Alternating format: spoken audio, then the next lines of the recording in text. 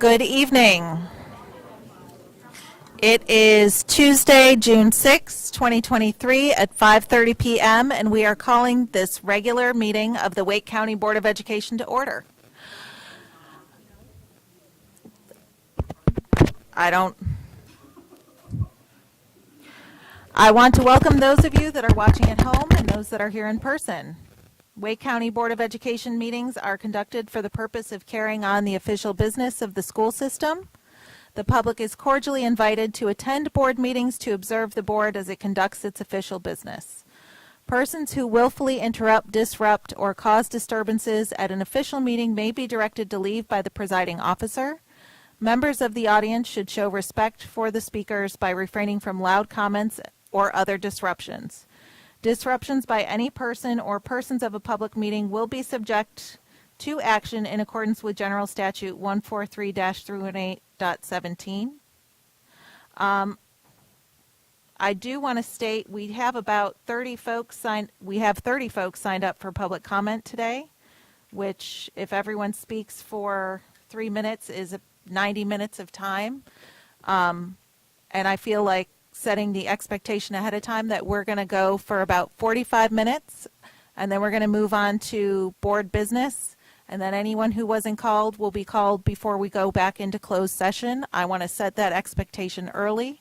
We also have some students who have signed up for public comment, and they do have school tomorrow, even though it's the last week of school, so we're going to let them go first. So I want everyone who's here for public comment just to be aware of that ahead of time. If you are waiting, just so you know what the expectations are. We do have a quorum. If you will all stand and join me in reciting the Pledge of Allegiance.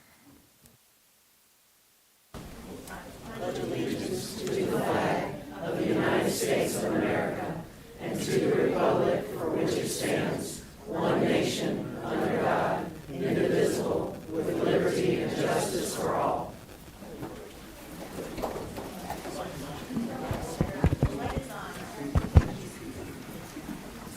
Try this. Nope. Is that better? Okay. Thank you, communications team. All right. I'm going to now turn it over to Superintendent Moore for her comments. Good evening. Congratulations are in order for two outstanding members of our Student Support Services team. Jasmine Trauber, who serves Pleasant Union Elementary and Sanderson High, was named the 2022-23 WCPSS School Psychologist of the Year.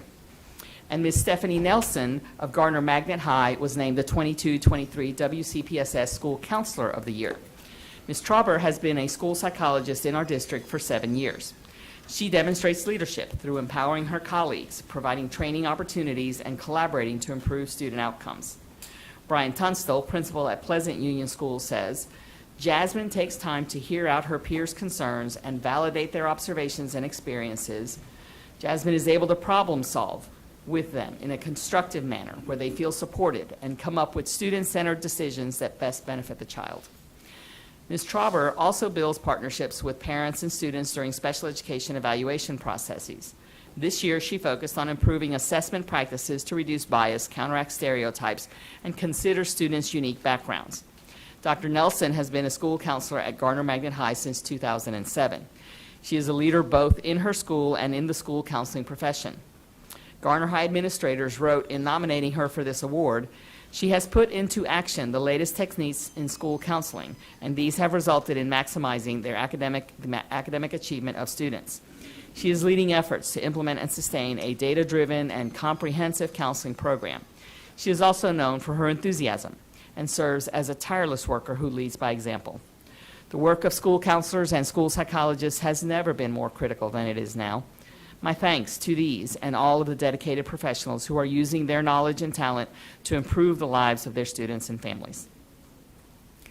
Yesterday, we announced this year's winners of the 4C Fund grants. The 4C Fund was created just for Wake County Public School System educators and offers grants of up to $10,000. The 4C Fund emphasizes the importance of collaboration, communication, creativity, and critical thinking in every student's education. This year's grant winners submitted projects that demonstrate exceptional potential to help students develop these skills. The winners are a team of 7 teachers from Edlo Magnet High for a project called Making Our Stories Known, where students will write their own memoirs and learn from those of others. A team of 3 teachers from Herbert Akins Road Middle for their project Growing and Sensory Gardens. Students will create 2 gardens at their school, one that will produce fresh produce and one that will be a calming area for all to enjoy. A team of 4 from Heritage High for the Husky Financial Institute, which will link learning in economics and personal finance courses with real-life experiences. A team of 3 from Knightdale High for their project Leveling the Playing Field, bringing diverse students to STEM, which will use robots and STEM kits to get students from diverse backgrounds excited about careers in computer science. Erin Wasco of Oberlin Road Middle for her project, Stop Motion Science, using animation to build understanding of our world. 8th grade students will collaborate to create science-based stop-motion animations that connect curriculum with global issues and environmental concerns. And Mary Craig Wells from Rogers Lane Elementary for her project, Hop to Success with Math and Movement, which will combine math and physical movement to improve student achievement. My thanks to all of these educators for taking the initiative to develop these exciting projects that will help our students hone their 4 C skills. Congratulations to the student and staff at Swift Creek Elementary, which has been named a Green Shield School by the Positivity Project. The Positivity Project provides schools with digital resources and training to teach the 24 character strengths, including integrity, kindness, self-control, and empower students to build positive relationships. Swift Creek is the only school in Wake County and one of just 11 schools nationwide to have received this prestigious recognition this year. Green Shield schools are recognized for demonstrating character and relationships-driven systems among staff, students, and families, which cultivate lifelong learning and a positive school culture. Many of our schools benefit from participation in the Positivity Project. Learn more at posproject.org. Finally, this evening, graduation season is here. Time for more than 11,000 students to take this important step towards productive citizenship as well as college and career. Our communications team will be sharing the stories of just a few members of the class of 2023, students who have persevered through adversity to reach this milestone and are now on to great things. I'd like to share one of those stories with you now. Emma Gray Hooper, who will be graduating from Holly Springs High, has battled an autoimmune disease for the past 2 years that kept her at home for much of her high school experience. Through it all, Emma's family and teachers say she has remained dedicated to her classwork and kept a positive attitude. Please join me in taking a look at this video profile and visit wcpss.net/graduation to find more.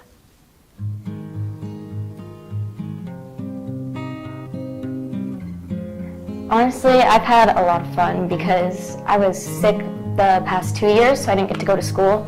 But now I got to go for a little bit at least, and it's been really good to see my friends and my teachers. About 2 years ago, I was diagnosed with PR3 ANCA vasculitis, and that, it attacked my kidneys.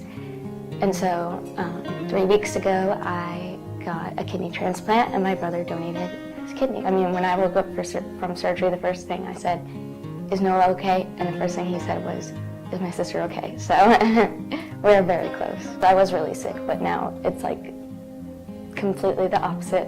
She takes care of everything in advance if she knows she's going to be absent or was absent. So she'd be like, "Can I come in tomorrow at lunch and make up that test I missed?" So just that willingness to give up all her free time and to put it towards her education is awesome. My teachers really worked with me when I was sick and stuff, so if I had to be out, they would just help me out a lot. Miss Camden, definitely, my math teacher, she just really helped me understand it instead of just teaching it. She thinks that we're helping her, I'm sure. I know a lot of teachers go out of their way to help the kids on their own personal time, but she doesn't understand what she's doing for us also.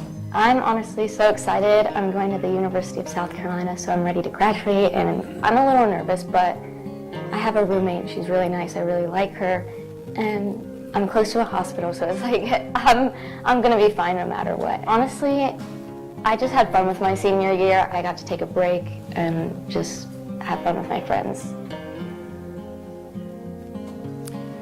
Thank you. That concludes my comments. I knew you were bringing a video today. Good evening, everyone, and happy Pride Month. I'd like to begin by wishing our Track 1 teachers and staff a restful summer vacation. And our traditional calendars, students and staff will be joining them on Friday. Last night, the Wake County Commission approved their budget, which allowed for an additional $10 million on top of the county manager's budget. I'd like to thank our partners and in the County Commission for their thoughtful process on this, their consideration for listening and asking good questions. And we heard that balance and that difficulty in creating that budget in their comments, and always thankful for them to be our continued partners in pursuing our students' academic success.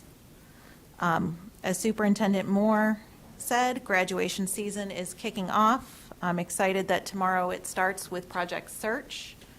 It is a one-year school-to-work program for students in extended content classrooms, so students with disabilities, giving them access to work and many of them employment upon graduation. And I'd like to thank the Embassy Suites at RTP and Cary for being our partners in this endeavor. It's not always easy to take on high school students for an internship, and it is always exciting to see how different businesses can help our students learn about different roles in the community.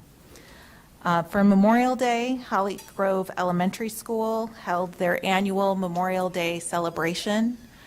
It is always a lovely and sobering event to kick off Memorial Day weekend.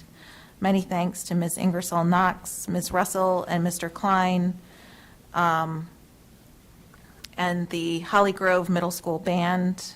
There was a all-veteran team flyover, and fifth graders read parts of the entirety of the Gettysburg Address, as well as the poem on Flanders Field, and sharing the significance of the poppy and remembering those folks, not just in the world, but specifically in their elementary school community, who are family members that are no longer with us and served during that time. And so many thanks to the Hedgies for that, and that concludes my comments. Vice Chair Hagerty. Thank you, Chair Mahaffey. So I also want to express my thanks to the Wake County Commission, to Chair Thomas, Vice Chair Evans, and all 7 Wake County Commissioners for their vote to increase the manager's recommended budget. That will help to provide additional funding that will in turn help us get all of our employees up to a minimum of $17 an hour. Of course, the county budget also supports a number of other important programs, many of which also help our students. And we saw expansions for pre-K and 3K services. And as we look ahead, I hope this can be an area of future collaboration between the school board and the county to really help all of our children get the head start that they need to be ready for school when they're entering kindergarten. So thank you to them and all of their hard work. Chair Mahaffey and I had the opportunity, it was a couple weeks ago, but since our last meeting, to visit Mills Park Middle School, where we participated in a middle school competition for sustainability in design and ideas for helping our schools both save money and develop more environmentally responsible policies.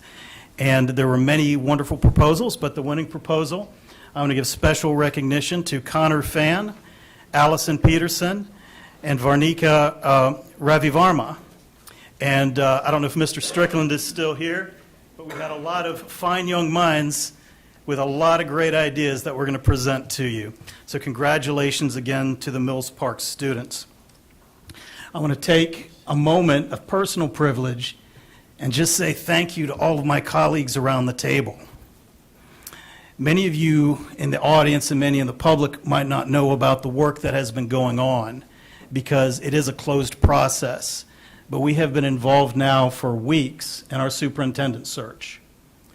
And this has been a lot of effort, a lot of work. You all have reviewed literally thousands of pages of documents in a short amount of time, conducted interviews, and you've done this while keeping up with all of your other board duties, your meetings, your committees, your transfer appeals, your due process appeals, your student recognitions, your constituent service.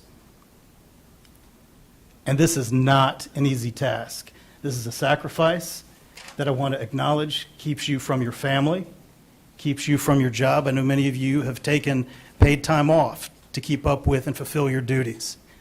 And so if no one else has said it, I want to express to each of you a sincere thank you for the dedication all of you have made in this process. And again, you know, it can be a lot. And I know especially those who've gone above and beyond. Thank you. Well said, Mr. I do. Hagerty. Thank you, Chair Mahaffey. I do got one have- more? I have one more, and this Okay. one is significant. Many of us are carrying a large loss with us today for the passing of our good friend Conan Morgan.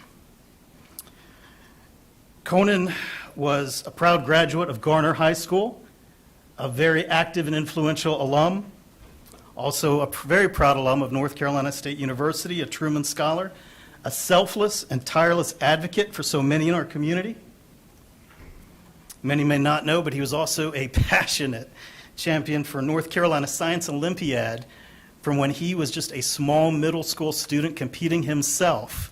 His mother today told stories of him taking apart things just to see how they worked, to get an idea of just seeing things from new perspectives, to, as a professional and adult, becoming the MC of these statewide awards, and always out there passionately promoting opportunities for STEM and science for all of our students.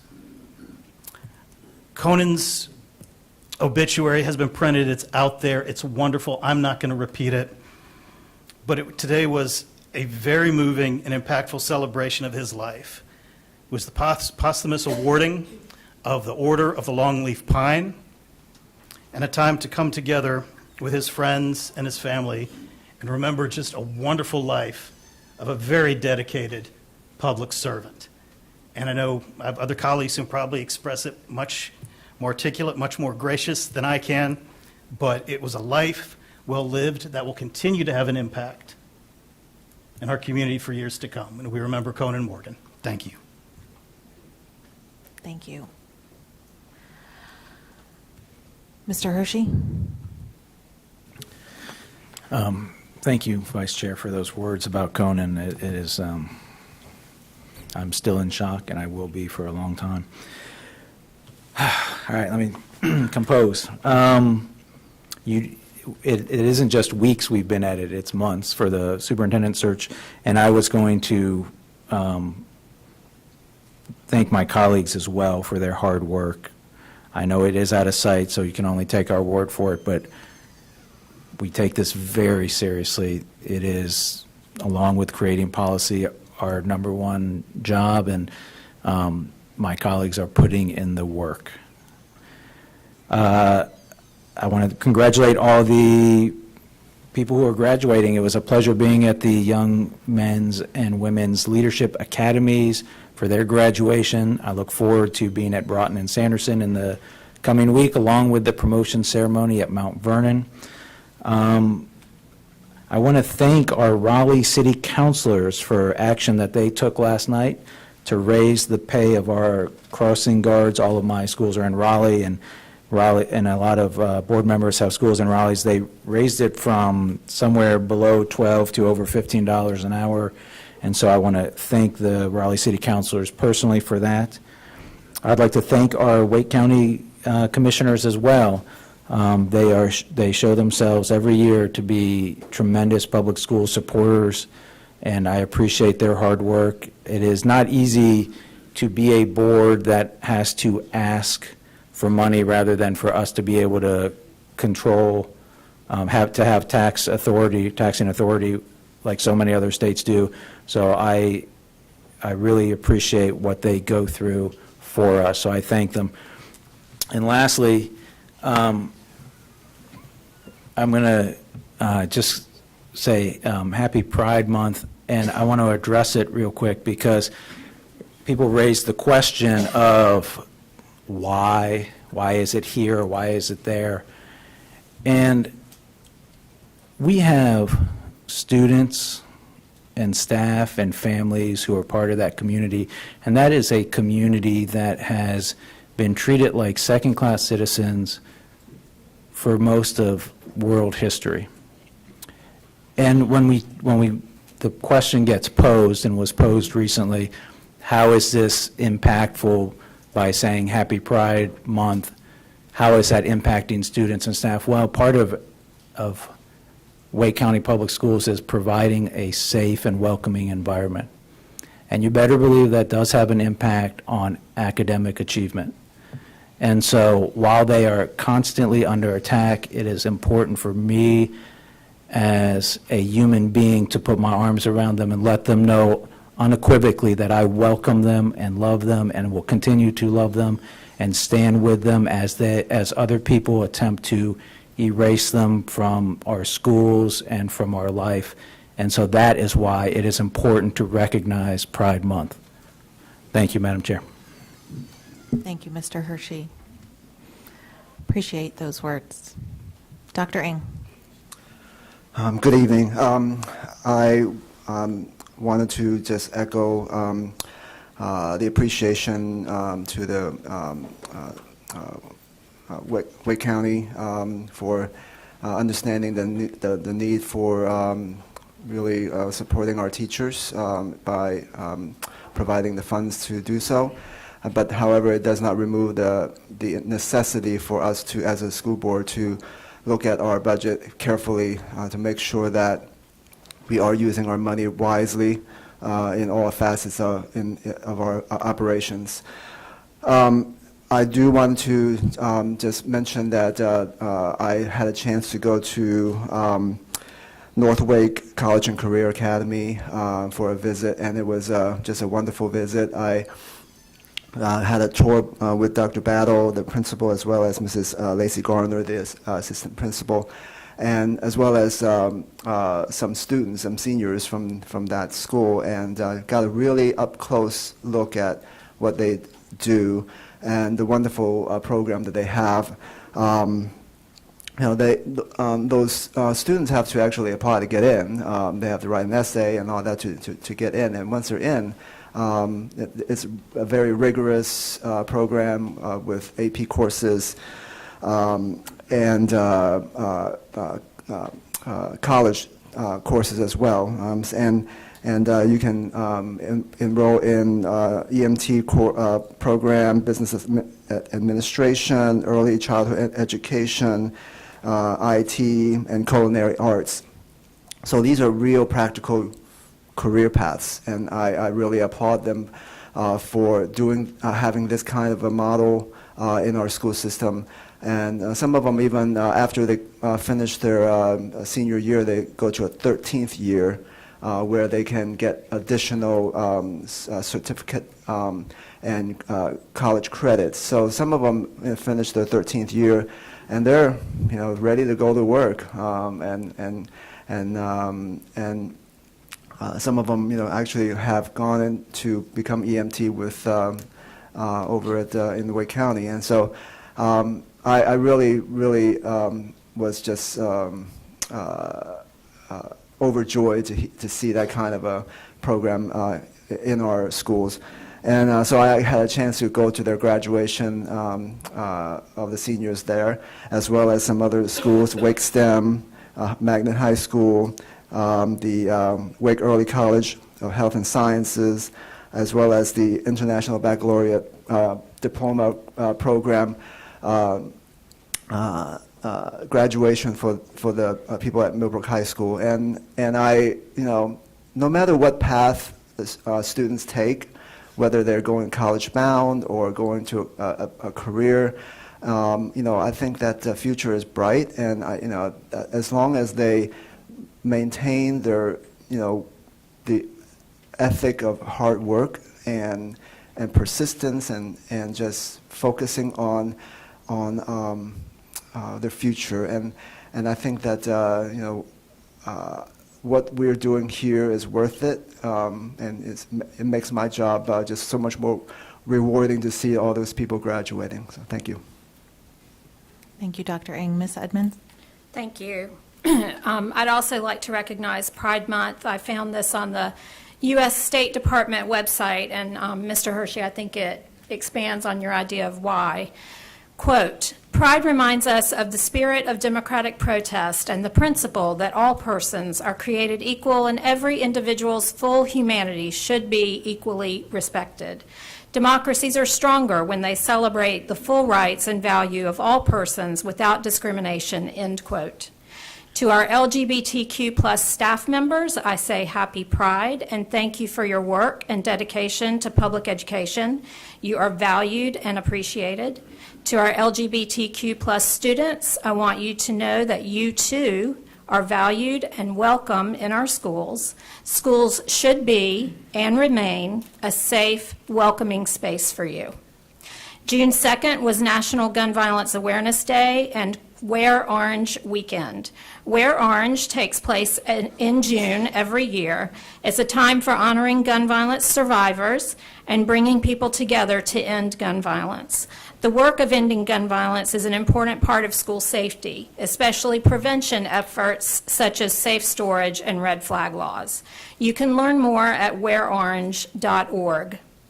I've been to too many school events and graduations to mention, but I do want to say that as busy as this time of year is for end-of-year events, performances, etc., it has been a joy and a privilege to watch our students shine.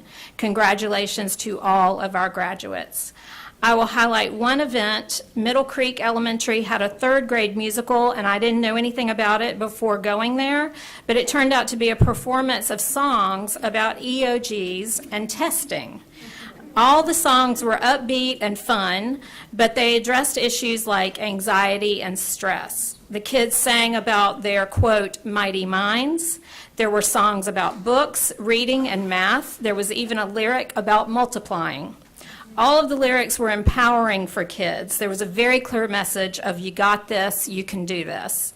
I thought it was really, really clever, a clever way to try and help students relax about testing. We know that many of our kids really struggle during testing season, and I just want to applaud this music teacher at Middle Creek Elementary for using the power of song to try and help children let go of some of that anxiety and stress. EOG songs might be a thing now. Maybe it happens a lot across elementary schools, but it was a first for me, and I really enjoyed it so much. The last thing, finally, on another somber note, I want to extend my sympathies to the Combs Magnet Elementary School family. One of their students was killed while riding their scooter over Memorial Day weekend, and I just want to extend my sympathies to the child's family and that school community. Thank you. Thank you, Ms. Edmonds. Ms. Waters? Thank you, Chairman Haffey. It has certainly been a day filled with a range of emotions. Vice Chair Hagerty, thank you for lifting up our friend Conan Morgan. His legacy is undeniable. Those in attendance at the memorial represented only a fraction of the lives that he changed and impacted, and so I count myself blessed to have had the opportunity and the privilege to know him, and so grateful for his service and the impact that we will continue to feel. It has been a day, as I said, filled with a lot of emotions and just moving into sort of a different element of emotion. I had the great privilege of attending a sweet pre-K graduation at Brentwood Elementary School, and pre-K students are a delight. They do lots of things. They sing, they dance, but they express the best that we have for our future. And I just wanted to take a moment just to lift up our pre-K educators. They are some of our most talented educators in our buildings, and their impact is so profound. The work that they do in these very early years for our children can really cause such important long-term outcomes, and so just want to celebrate celebrate the work of preschool educators. And on Sunday afternoon, I had the great privilege of speaking at a pre-K graduation, and it was Wanda's Little Hands. And when I received the invitation, I accepted it gladly, and so I was expecting a small, intimate affair, and then I arrived to 300 to 400 people, and was quite thankful for that communication degree from NC State, because it came in handy with a room full of families. But what that said to me is how education has the power to bring us all together, the way that all of the children were celebrated, the way that family members and their entire village came to share in that education. So really count our youngest learners, our youngest scholars, really important. And other graduations have also been great to attend during this season. Vernon Malone graduation, what stood out to me there was just how each of the students celebrated their peers. They were so excited to see all the accomplishments that their peers had made. So just really love the celebratory spirit as they achieved greatness. In Wake Early College of Health and Science, what scholastic achievements. I was just blown away by the number of accomplishments, their bright futures ahead. I'm really excited to be a part of that. And Southeast Raleigh Magnet High School graduation, I don't know where to begin. There are so many elements of pure excellence in that graduation. That school community reflects so many great opportunities for our learners, and so really so excited to continue on the journey of graduations in the coming days, and looking forward to celebrating the wonderful times. And one of the graduations that I'm particularly looking forward to is the Millbrook High School graduation. I know someone else on this board is also looking forward to that. As a member of the class of 1996, I will certainly cherish the opportunity to be there. In addition to graduation season, it is also a time where we are seeing many of our beloved going to a different phase called retirement. I wanted to celebrate Principal Cheryl Finner, Southeast Raleigh Elementary, opened that school and has done phenomenal work for so many years as a lifelong resident or born in Southeast Raleigh, and her passion and commitment. Super grateful for that. I also want to celebrate a wonderful special education teacher from Lynn Road Elementary. Had the great joy of having her in my child's life for a long time. And just Cheryl Wilson, if you are listening, or if somebody can pass along that message, just want to thank you for your commitment to kids, and all of our special education teachers. That work does not go unnoticed. And also a very, very, very special retirement coming up very soon. I'd like to celebrate Chris Brown. Anybody in this room who knows her knows why I celebrate her. When I was a senior at Millbrook High School, I had the opportunity to become a cooperative education student and work in the district. And so I interviewed with her and didn't get the job. So I was not her first choice, but the first choice wasn't able to take the job. So I was the second choice, and it changed my life. And I was only supposed to be there with her for 1 year, but they worked with me and kept me from my senior year at Millbrook to my senior year in college. And it has been a great joy to carry on all the things that she taught me. They still influence me today. So just want to just thank her for being the best boss I've ever had in working more than 30 years, and just want to celebrate all of the things that she has done for so many in this district. And super grateful, and yes, super grateful. I can't even put into words what she means to me. And then as we move along in the calendar month, the Juneteenth holiday will find us in a few weeks, or probably less than a few weeks. But just wanted to continue to encourage everyone to really look for opportunities to affirm the experiences of so many in this nation, and to really rally around the importance of telling a factual account of history, so that we can acknowledge the experiences, the lived experiences of our ancestors, and the impact that that we still feel today. So I hope you will continue to use your voice to advocate for the opportunity for education that reflects a full and accurate account of history. So I lift that up to you today. And as I close, just want to continue to express gratitude for our wonderful county commissioners. This is a group who has a very weighty responsibility as they manage so many things that impact thousands and thousands of our citizens, and really appreciate their commitment to public schools, and so glad to count them as colleagues and for champions for public schools. Thank you. Thank you, Ms. Waters. Ms. Caulfield.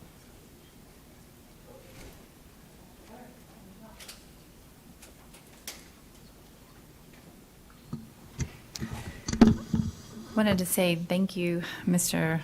Hagerty, for acknowledging the dedication and time that we put into the superintendent, which includes some long days and nights and weekends included, but we all know how important the task is. But thank you for recognizing that for all of us, and we thank you as well. Congratulations to Wake Forest High School baseball, who made it to the state championship. This is their first time since 1977, and they came in second place. So well done, and go Cougars. Congratulations to all the graduates at Knightdale High School. I enjoyed being part of their graduation, and the excitement in the room was, let's just say, energetic. It was great. Congratulations to all the seniors that are about to embark on their new chapter over the next few weeks. I look forward to joining the upcoming graduation commencements. This is an exciting time, and it may look different for many, but I wish you all the best of luck in whatever your journey brings. These last 2 weeks, I was able to participate in 2 very important programs that deal with student safety, which looks different to different people at different times. One was with a very lovely woman, Alicia Kozak, who turned her very moving and scary story at the age of 13 into a lifelong career to reach all children of all ages about internet safety.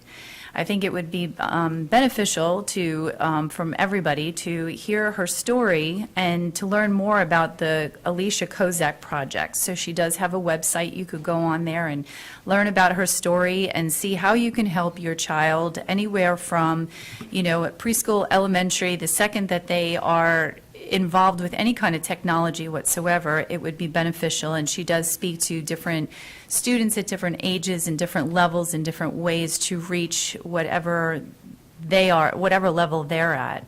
But I think it would be really great for us to hear from her. Hopefully we can have her here at Wake County at one point to share the awareness with our students. The other opportunity I had was with an advanced driver safety course. It's called Brakes. Some of you may have heard it. It's for teens. After the students receive our driver's ed program, they can earn their permit, and then after 30 hours, they can participate in this amazing program with real-life advanced driving program. The program was started by a former race car driver that lost his 2 teenage boys in a reckless driving accident on the way to McDonald's to get a biscuit. I mention this because someone recently said to me, it takes 1 second to change your life forever. This tragedy inspired this dad to reach all the teens out there that he can with the skills and knowledge to be safe on the roads. This was an incredible program, not to replace driver's ed, but to enhance it with advanced training education and real-life driving skills. These teens particularly loved the skid pads track, as you could imagine. But honestly, it gives you really good hands-on experience in real scenarios, from the proper positioning of your mirrors, how to handle a car in an emergency, and it even gave the parents some time when you go and take your teen. Parents have to go in and they have to take a part of the class as well. It's a nationwide program that has reached over 50,000 teens from 50 different states in 5 countries. It's also tax deductible and can be free if for most of you. If at the end you want to donate, I think that most people do walk away donating because they realize it's such a valuable program. And I bring this up as a resource that can only add to the safety of our teens as they get their permits and license, and now they go out and to enjoy this exciting time, but also sometimes they lose focus. In this time of graduation, it's exciting, so enjoy and please be safe. Congratulations to all our seniors. Now is the time for you to take all that you have learned so far and soar. So go get them. And that's it. Mr. Swanson? Thank you. I'm going to give myself permission to be inarticulate as it's been a very interesting day. So I want to first start by thanking the county commissioners for their investment in our public education system and for their support. We know that this did not go as, we couldn't touch all that we wanted to touch, but we are grateful for their investment, and to the taxpayers for your investment as well. So we want to thank you for that. I also want to congratulate the Apex softball team for winning their championship game over the weekend, making this their 18th championship. I want to thank the Apex community for carousing around the team and making it just a celebration. In addition, I want to extend my congratulations to our upcoming seniors as they embark on their journey past high school and experience the real world. Some of those students are already experiencing the real world, and I want them to know that really and truly from here anything is possible, and that the world is theirs, and it's up to them to discover how they want to leave an impact and a legacy. I would also like to take a moment of personal privilege to express, like many, my condolences to the Morgan family. You know what? One thing is life is very short, and we never know what we have with that. Between the birth and the sunrise, that dash in between is really what counts the most. And in Conan's 42 years, which is relatively short, he made a very lifelong impact.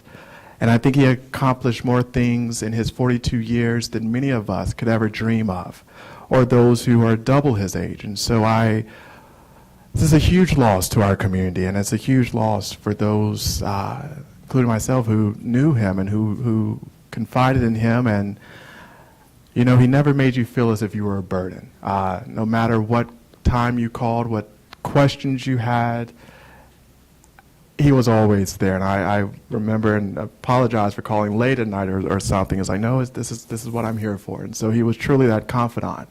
And then if any of us are blessed and privileged to have a Conan in your life, cherish those folks. Cherish life, because life is precious. And, you know, we never know the moments when our time comes, but the biggest thing that I want to hear is well done, thy good and faithful servant. You've been faithful over a few things. And those are words I think we all should strive, whether we are in elected office or not, that we should strive to do what's best. And striving to do what's best often means there's going to be times where there's unpopular opinions and unpopular moments that you face with, but how you move in that and move with integrity is what matters, and that's what Conan displayed. So his legacy is here, and I'm grateful to be a part of that legacy. And so I continue to support his family and the work ahead, and know that we all have a role in this world. And the great thing is that we're all blessed to walk this earth together, and it's how we choose to spend our time is what matters. So thank you. Ms. Johnson Hosler. Thank you. And my colleagues have said so many of the things and articulated them well. And I can't thank the commissioners in our community enough for supporting in and showing their investment by being partners and taking up the mantle of public education when others who are tasked with doing the job don't. And I acknowledge their courageousness and braveness to step into a space that isn't necessarily designated as theirs as we look at our state constitution. And so we've all thanked them, and hopefully our community and our educators and our families will also extend their heartfelt thanks for their courage and support in showing the community that public education is a pathway for so many of our citizens, including myself sitting at this table, because of the public education I was afforded in our state. So thank you to our colleagues and friends for their support. Before I forget, thank you, Ms. Waters, for bringing this up. So many communities have amazing Juneteenth celebrations, but I'd be remiss if I didn't invite people to Fuquay because it does combine the acknowledgement of fathers, black fathers, our black heritage in this country, but also looking at and including our educational institution with an amazing group called Brainstemology in Fuquay. So please, if you can, it's all weekend. It starts on Friday and ends on Juneteenth, the 19th, and so please, if you can, take a look at the great work they're doing. It's all over social media, and you will see lots of our students, educators, and a board member that'll be engaged, and I will not be engaged in their cipher, but I will be there, and so I strongly encourage you to look at what I would say is the community acknowledging the need to be united on the ways in which we show up for each other. So please check out the work of Fuquay, Verena, and Brainstemology and their Juneteenth celebrations coming up. I almost forgot, and so I'm glad the superintendent mentioned the 4Cs grant. I had the great opportunity of spending way more time than I think they anticipated me being in the building at South Garner High School.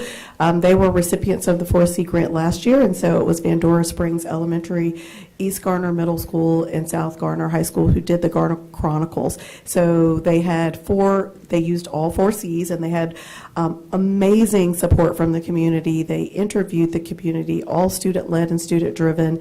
I shudder to hear the podcast that I didn't realize I was actively engaging in. But indeed, the students asked really great questions, and quite frankly, as I say this, I had not thought about it until as I'm speaking, because so much of this is emotional for me, and many of us don't live in the moment, and I generally am not a person who live in the moment. I'm a planner.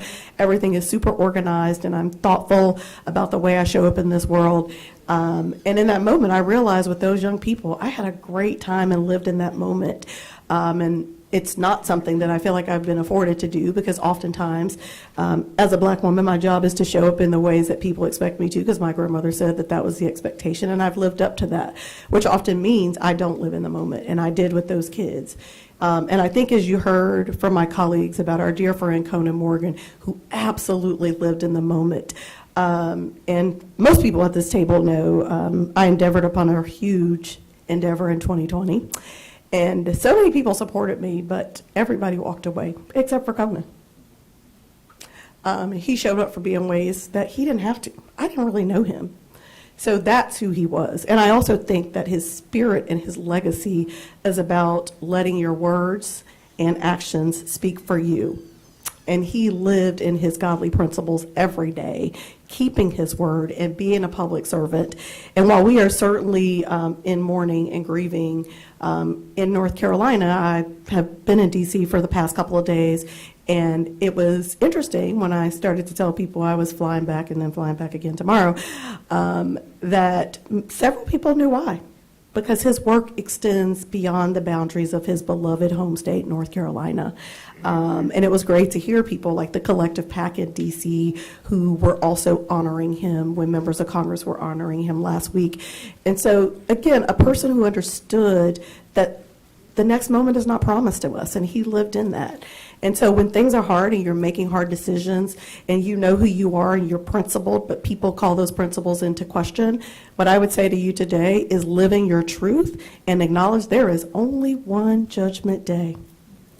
And it is not the people in this room, you all. And he understood that, and that is the lesson that I'm going to take away in this moment. And lastly, ask all of you who truly understand the power of prayer and your positive thoughts to extend those to our dear friend, Heather Scott, whose husband is in critical condition. And I've not been able to get myself together because I heard about it just before I walked across the back of here. And so I'm going to ask you to pray for her and her 2 children. And it is a reminder for me that so many people asked her not to step away from this board. And what I would say to you is that she understood something greater than we did, and that is the power to have been with her family today and not sitting at this table. So when we think that this work can't be done without us, I assure you to think bigger and harder about where we belong, because oftentimes we're told that and we don't listen. And that's another person who, in this moment, I am acknowledging, understood what was greater than her. And that was being with her family today. And so oftentimes we get caught up in the fame, the kind words, the encouragement, but most importantly, remember whose we are and why we show up in this space. And so I'll ask you to be in prayer and sending and wrapping your loving arms around her and her family. And it is public now, so I was going back and forth, so thank you, Ms. Mahaffey, for not calling on me at the start, because I wasn't sure that it was public when I got the text, but it is public now. And we don't know the outcome, but it was very dire from the public comment that has already been posted. So again, if you know the power of prayer, I ask that you extend your prayer and love to the Scott family. And several of us just saw him literally less than a week ago. Thank you. Thank you, Ms. Mahaffey, for acknowledging something was happening over here for me. Oh, and thank you, Ms. Johnson Hosler, for lifting her up. I know prayer is a powerful thing and something that means so much to her. And if we seem a little shook at this table, please, I know everyone's here for their own reasons, for their own agenda, but we literally just found this out. So if we're going to try to maintain our full attention, but if we seem distracted, please understand that piece. At this time, I will take a motion to approve the meeting agenda. We have a motion and a second. All those in favor, please say aye. Any opposed, nay? All right, we do move on to something a little bit happier, which we absolutely need. There is joy in sorrow, then they can live in tandem. So I am going to hand it off to Superintendent Moore and recognize Mr. Stacy Alson of East Wake High School to bring us some joyful news. Superintendent Moore, Board Chair Mahaffey, and members of the board. Tonight we are honored to bring a recommendation item on naming the main gym of East Wake High School in honor of Coach Marion Strickland. As principal of East Wake High School, Coach Strickland's dedication over 30 decades of her life to teaching and coaching at Vaden Whitley High School and East Wake High School left an indelible mark on the institution. Her journey began in 1971 when she joined Vaden Whitley High School, which later merged to form East Wake High School. Her unwavering commitment to her students and athletes defined her career until her retirement in 2003. Coach Strickland's profound impact on East Wake High School's athletic landscape earned her a well-deserved place in the school's Hall of Fame in 2008. A trailblazer in advancing athletic opportunities for female students, she played a pivotal role in founding the school's softball and volleyball programs. While coaching basketball and softball was a part of her repertoire, volleyball was her true passion. She served as a coach for an impressive 20 years. During her tenure as volleyball coach, Coach Strickland achieved remarkable success, solidifying her position as a revered figure in the sports community. Her teams triumphed, securing 6 conference championships, 6 conference tournament championships. Their dominance extended to the state level with 13 state playoff appearances under Coach Strickland's tutelage.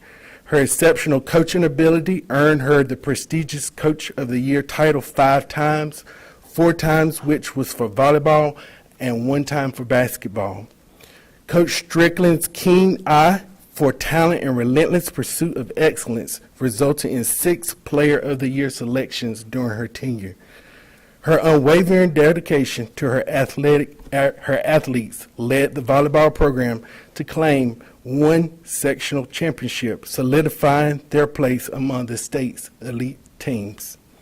Coach Strickland's contribution to East Wake High School extended far beyond the volleyball court. Her legacy lies in her ability to inspire her athletes, instill discipline, sportsmanship, and create an environment where anyone could strive both on and off the court. Her impact on the lives of countless students and athletes will continue through her 2 famous quotes, "Play like champions," and "The power to win comes from within." At this time, I'm pleased to introduce Ms. Betty Parker, Senior Director of Real Estate Services, to the podium. Thank you, Principal Austin. Good afternoon, ladies and gentlemen. It's always a pleasure to be before you. I met Coach Strickland about 50 years ago. So with all of this other joyful conversations that we've been having, I appreciate Ms. Johnson Hosler's suggestion to live in the moment and Ms. Mahaffey's to seek joy. I would offer my meager condolences to this board and the Board of Commissioners who have both suffered Mr. Morgan's loss. If I get upset, it is my very best impression of Kathy Moore. So, this is a happy item. This is a happy moment. It's a proud opportunity for the district to celebrate a wonderful educator. It is with overwhelming enthusiasm that we support naming the main gymnasium at East Wake High School as the Coach Miriam Strickland Memorial Gymnasium in honor of former and much beloved teacher and coach Miriam Strickland in accordance with Board Policy 9300. Coach Strickland's teaching and coaching career at Vaden Whitley and East Wake High School spanned 31 years, from 1972 to 2003. During those years, she taught health and physical education. As Principal Alston mentioned, she coached volleyball, basketball, and softball. She was revered as a supportive mentor, a respected classroom teacher, a competitive and caring coach, and model of integrity and positivity. Coach Strickland retired from service with the district in 2003, and unfortunately, a year later was diagnosed with Parkinson's disease. She continued to enjoy her retirement and sadly, tragically passed away in a car accident on March 5th of this year. Coach Strickland provided exemplary service to the Wake County Public School System and the Eastern Wake County community. She devoted her life to students, athletes, families, school staff, friends, and her family, and was beloved and well respected in her community at large. The East Wake High School Teacher Alumni Group, East Wake High School Alumni Association, and the East Wake High School Alumni Scholarship Foundation has respectfully recommended that the gymnasium be named in her honor to celebrate her life and exemplary service to the Wake County Public School System and the Vaden Whitley High, East Wake High families and staff. Any fiscal implications for the acquisition and installation of a memorial plaque identifying the Coach Miriam Strickland Memorial Gymnasium will be funded by the East Wake High Alumni Association, Teachers Alumni Group, and the High School Alumni Scholarship Foundation from private donations. In addition, the Scholarship Foundation is developing a scholarship in Coach Strickland's honor to support a female athlete with a character and integrity that Coach Strickland had, the financial need, person that's a female athlete, and with good grades. So it will continue her legacy, and the group is very excited about that. We have a large group of Coach Strickland's family here. Some you might consider family, some are close friends, some are friends for a long time, some are students, some are athletes, some are colleagues. They're all her family. In particular, I want to recognize Mariana Taylor. We have some retired educators in this group, and at least one who's had an offer of employment today already. Mariana Taylor retired after years at East Wake Middle School. She was in the car with Coach Strickland when Coach Strickland passed, and she has fought back over substantial injury, has overcome a lot, and shared that she still has a lot she wants to do. And I'm overjoyed that she was able to be with us today. So I'm glad you're here.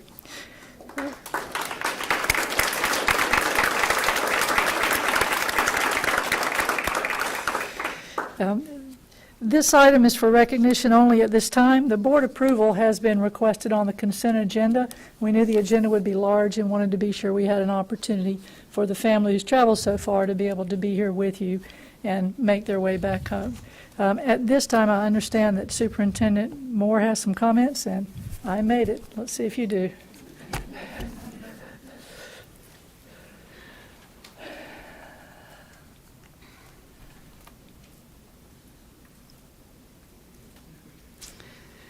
So I can say that in accordance with Board Policy 9300, the superintendent also enthusiastically supports this recommendation. Coach Strick, as I knew her, was already a seasoned veteran coach in the mid-90s when I began coaching volleyball at Enloe High School. And we were in the same conference at the time. I can't remember which cap it was. 6 or 7 or 8, one of those. And so she was an experienced mentor. And I remember just marveling at what she got from her student athletes. She was a master of recognizing athletic talent and then developing that talent within whatever the sport was in order to maximize the performance of the individual and the team. And she was, mama, grandma, she was a mentor to all of those student athletes. But in addition to what that has been mentioned today, I just wanted to take that personal point to say that she was a mentor to me as an experienced coach, and me, brand new, trying to understand how to best serve the student athletes that I was serving, and to be able to learn and grow from watching what she did in her community. As a resident of the East Wake community for more than 30 years, I have also run into many people over the years who revered her and appreciated all that she brought to the community and all of the student athletes that she served. It is rare today to have an individual who is a teacher and a coach in one of our schools that is coaching year-round. Because volleyball is in the fall, begins August 1st, and softball ends sometime in June. And you're coaching all the way through. That kind of dedication and passion to the students that she served is just not seen very often. And just an additional piece of why she was incredibly special and really deserving of this recognition and this honor, which, again, I enthusiastically support. And I will stop there. Thank you, Superintendent Moore, and thank you, Ms. Parker, Mr. Alston, and to all of you who came here to support and honor her memory. I don't think I could say it any better than that. So thank you for being here. And as Ms. Parker mentioned, this is an item that is on the consent agenda later this evening, but it has been our practice in the last few years. We do the recognition as an item prior to the consent agenda being adopted, so they don't have to stay for the whole thing. So, thank you. And thank you to all of you for coming this evening. It really is special to see you all here. Thank you so much. Thank you. We now will move on to public comment. Speakers commenting on items on tonight's agenda will be heard before speakers commenting on other topics. Today we have no one signed up for any on-agenda topics. All speakers will be heard in order of sign-up. As I said at the top of the board meeting, we do have some students that I took a personal privilege of moving them to the top of the agenda item as they have school tomorrow. If the public comment portion of the agenda exceeds 30 minutes, the board policy states that the board chair reserves the right to conduct other board business before inviting the remaining speakers to the podium. Again, as I shared at the top, we're going to go for 45 minutes and then we can stop. If you have not been called at those 45 minutes, you are welcome, and you cannot stay, you are welcome to send us an email. I understand not everybody can stay the whole time. Members of the public are welcome to offer comments or criticism directed at substantive ideas, actions, or procedures of the board and individual board members. The laws and policies of North Carolina provide that issues or concerns involving individual personnel and individual student matters are confidential and therefore not appropriate for public comment settings. Those offering comments to the board, including students, may discuss issues and matters of general concern. Concerns related to personnel issues or student matters may be addressed through applicable WCPSS personnel, the grievance policy, or other applicable policies. During public comment, you may speak for up to 3 minutes. A green light will illuminate at the podium when you begin. A yellow light will light up along with an audio tone when there are 30 seconds remaining in your time, and a red light along with an audible tone will signal that your time is up. Please finish so that the next speaker can be called to the podium. In the interest of maintaining civility and decorum, speakers are encouraged to address their comments to the Board of Education and to refrain from personal attacks and insults directed at the board, individual board members, staff, or other members of the general public.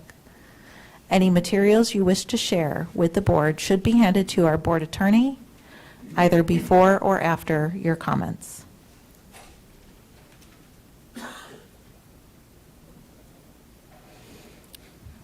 First up, Cora Wexler, followed by Oliver Bessemet.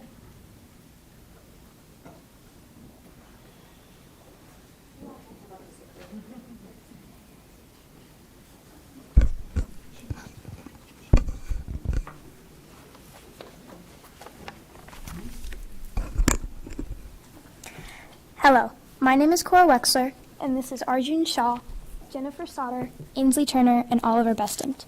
And we are 8th grade students at Dillard Drive Magna Middle School. Thank you for giving us the opportunity to speak this evening. I want to start by saying that we understand the school board is not solely able to solve the issue of gun violence in our country. There are multiple causes to consider, like the fact that almost anyone can easily purchase and use assault weapons without proper background checks. However, part of the school board's responsibility is to ensure that students feel safe at school. Unfortunately, that's not the case. Every time I step foot into school, my stomach tightens with fear. Disturbing images of kids my age being shot flash through my mind. It's disheartening that people's right to bear arms takes away my right to feel safe at school. In my opinion, no average citizen has the right to a semi-automatic weapon. This is why we're here, talking to you. The bottom line is, we don't feel safe at school. This is why we need to get more safety measures implemented into our school. We understand that there are certain improvements already underway, but we need to see immediate action if we want anything to get better. Since the 1999 Columbine shooting, over 352,000 kids have experienced gun violence at school. That's almost 500,000 kids in less than 25 years. Even in the last 5 years, 113 people have been killed and 297 have been injured due to school shootings. However, when looking at statistics, we must keep in mind that these aren't just numbers. These are actual people being injured and dying. Even if they are not physically being injured, they're being impacted in a multitude of different ways. Studies conducted by Stanford's Institute for Economic Policy Research showed that students took a higher rate of antidepressants after a shooting at their school, had much lower average test scores, were more likely to repeat a grade, were less likely to graduate high school and go to college, and had lower earnings than the average earnings of a person in their 20s. With all this in mind, we must ask, what actions are being put in place to ensure our safety? We are aware that there are some measures that will eventually be put in place, but they must be sped up. We cannot just sit idly waiting for these plans to come to fruition years after we have graduated, continuing our constant fear every single day that a school shooting could occur in our school with the result of our classmates perishing. Numerous windows in schools across the county are lacking the basic protection and privacy that would make us feel remotely safe. Countless doors are without adequate window covers, leading teachers to tape largely see-through sheets of notebook paper to their doors' windows in a futile attempt to give their students even the slightest bit of safety.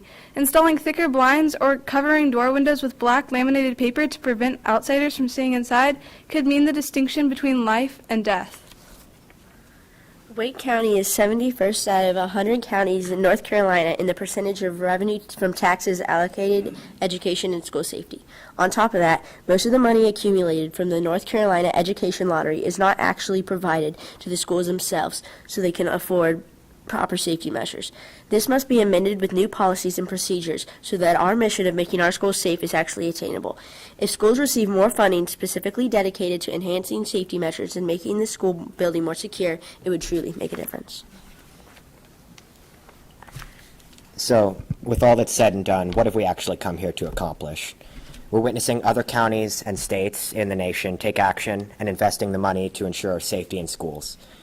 Two examples would be the Dallas Independent School District in Texas requiring clear backpacks for all students, and the Hemet Unified School District in Southern California starting to transition to electronic door locks on classrooms.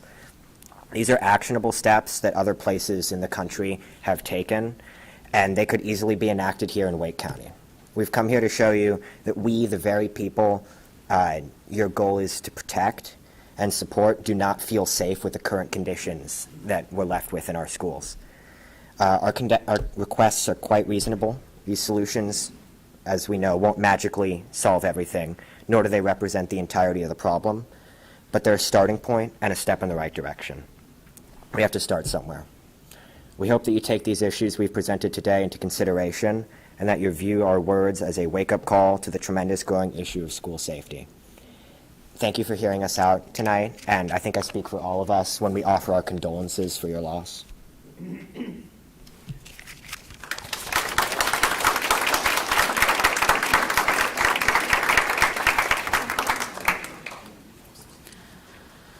Our next speaker is Dennis Berwin, followed by Timothy Kelly.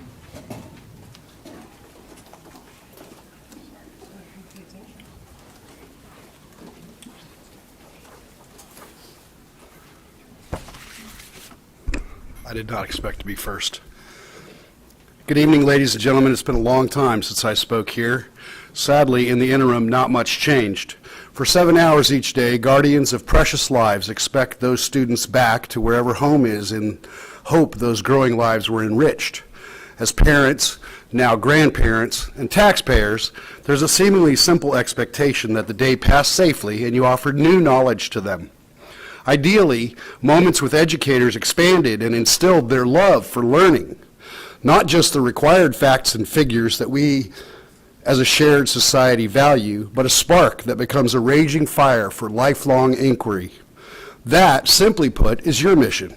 What's actually happening? Failures. You rely over and over on the same educational experts with no real positive change in academic outcomes. Did relying on experts during the Wuhan flu teach us that relying on experts is the best idea? Shuttering schools multiplied learning losses. I realize as elected board members you're not necessarily experts in education. Do you realize that? Perhaps you should trust those in the classroom more. Perhaps, and this is an unpopular opinion, you should trust parents and guardians more. Is there something you dare not say to us about what you think about us as guardians, parents, and grandparents? You've enriched the educational consultants, grifters really. They may have good intentions, but the actual results are plain to see. Results? Dismal. More suicides, increased promiscuity, and licentious behaviors, lower academic results. Spending time and resources on everything except inquiry and learning. Are schools medical facilities? When did it become your job in any way to supplement what local government doesn't provide? It didn't. Take an honest moment of self-reflection beyond your pedagogic bubble. Is what you're doing and what you've been doing truly effective? Has the academic setting bitten off more than it can chew? Are you trying to do things never envisioned to be done by a board of education? Interfering with teachers teaching, interfering with parents parenting, and allowing elements of fringe groups to run rampant in our schools. I also thought public schools were for everyone, which makes things challenging. When you let small demographics act as though they represent the whole, you failed. Tossing around words like inclusion, diversity, equity, while simultaneously altering their meanings and enabling extremists to feel better about themselves. At the same time, the policy-making part of this board ignores increasing rates of suicide and the many voices silenced by inclusive and abusive demands. It's like a self-fulfilling prophecy. It's sad and it's wrong. It doesn't do anything to guide students to love learning. You treat children like adults. That's abusive. Some like to paint those who come and share these concerns with you as a minority or somehow radical. We respect and include you while you close your ears and eyes to common sense and protection of the vulnerable. You can do better. Thank you. Our next speaker is Timothy Kelly, followed by Janet Peterson. You stole my thunder, ma'am. You didn't realize it, but you stole my thunder when you talked about safety in the tower. You don't realize it, but Proverbs 18:10 talks about the tower and the safe space of the tower. The schools are that safe space. And where did those children go? They left, okay? So I'm going to piggyback off what those kids said. All right? At 17 years old, I went through the Marine Corps Infantry Training Program. Learned one word. It was drilled into our heads. It's called perimeter. You have an armed deputy standing right over there on your perimeter, right? Her job is, if I was to violate your perimeter, her job is to come and put me in custody, right? Yet you don't give the students that same equal protection of an armed agent on the perimeter. Does that make sense? But you'll sit here Teachers will sit here, administrators will sit here, and my dad was a superintendent of schools, and he was also a pastor. So I've had a lot of book knowledge come into my head. Perimeter security is everything. If you don't stop that threat, whether it's a gun or a knife or a ball bat, at the perimeter of the school, once they're inside, it's too late. We've seen that in every single time. You said it yourself, sir, life is what? Precious. And every one of those kids are precious. They're our future, to sound cliche. And we don't protect them. We have scanners, we have ID cards. That's all great. It's a great start. But in my world, I specialize in perimeter security. I guard people for a living, doing close protection work. I was a police officer in Rochester, New York. I worked in the Marshals Service, guarding judges. What was the one thing that was drilled into our heads at every one of those career paths I took? Perimeter security. And if you're even in any way questioning it, go back about a month ago in Raleigh, and what happened? Because y'all know what happened.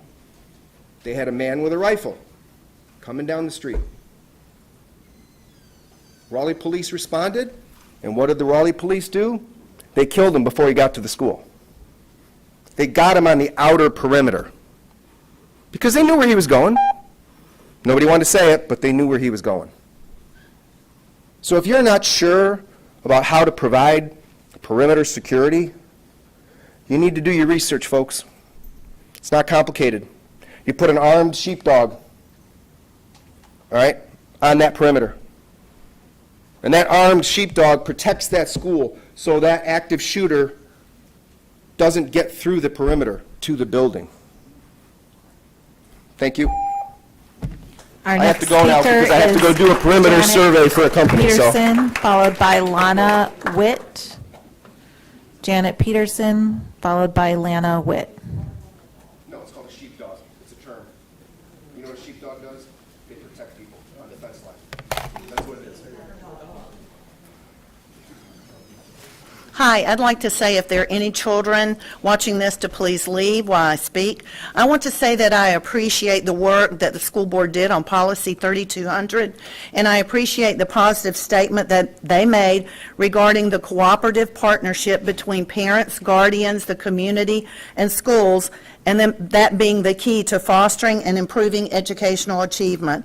And I appreciate that you acknowledge that when you develop the principles governing selection of instructional materials. That's a mouthful.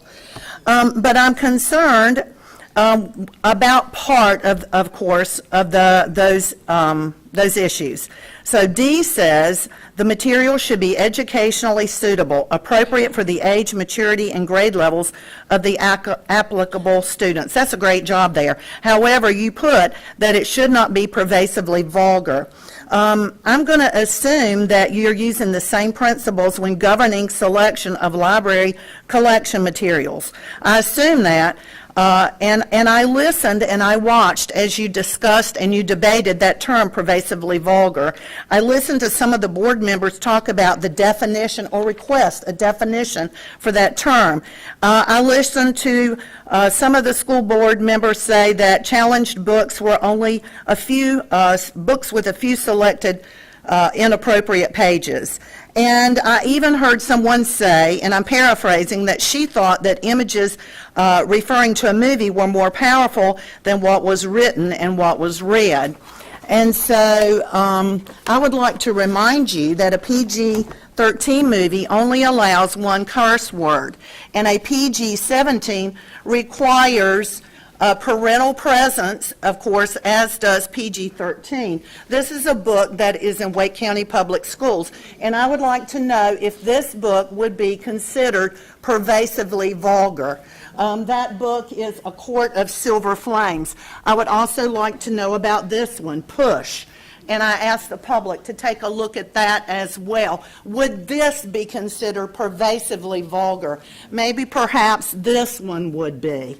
The Haters. I think someone read from this book recently. Is this pervasively vulgar? I contend that it is. And I contend that when you are purchasing and you are challenging, people are challenging books, that you consider the content, the theme, and the language. This is not a time for students to have a voice in a challenge decision. This is a time when your job is to show your leadership, your guidance, and do what's right. And here is the word count from Lawn Boy, one of your favorites. I don't want to read it for the children's sake. Our next speaker is Lana Witt, followed by Becky Lou Hobbs.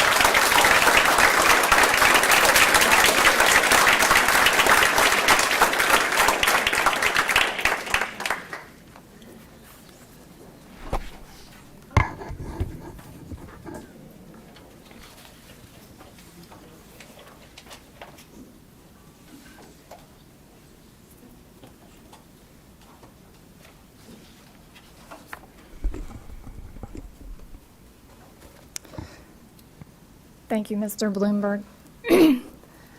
I left copies of content on this book specifically. It was recently highlighted in the News and Observer on the front page.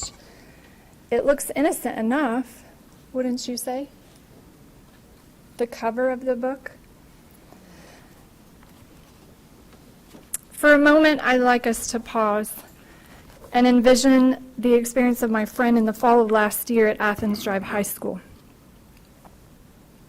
Imagine substituting as a special education resource teacher in a classroom with students who have IEPs. The main English teachers teaching the class welcome her and tell her to sit in the back of the room as they begin read aloud for the book, The Absolute True Diary of a Part-Time Indian by Sherman Alexie. During the read aloud, imagine her startle as students in an inclusive classroom with fellow special education classmates were called on to read in front of peers and educators contents that extensively speak about death, committing suicide, body parts of boys as well as girls. Lower area, upper area. Don't need to say the words. Functions of those body parts, eating disorders, and more. One of the lines in this book spoke of the excitement of a male in finding out his sister died. How does this educate high schoolers? And more important, what's the impact on the mental health at any age, the substitute, which you have a hard time retaining, and especially the students? As a female student in that class came across the phrase chronic masturbation, at her discretion she shared, "I'm not saying that." A fellow male classmate said, "I'll say it," and read the words aloud. The teacher then affirmed the male student for reading the words. As a former educator to educators, a few questions arise for me. Who's accountable for this material being in that classroom with special education students? Were guardians and parents informed in a timely advance about the contents of this book and given the option to opt in, not opt out, opt in? And how did the lack of affirmation of the female student's discretion impact her and her classmates? What are the lesson objectives and the outcomes for reading such books? Our next speaker is Becky Lou Hobbs, followed by Jessica Lewis.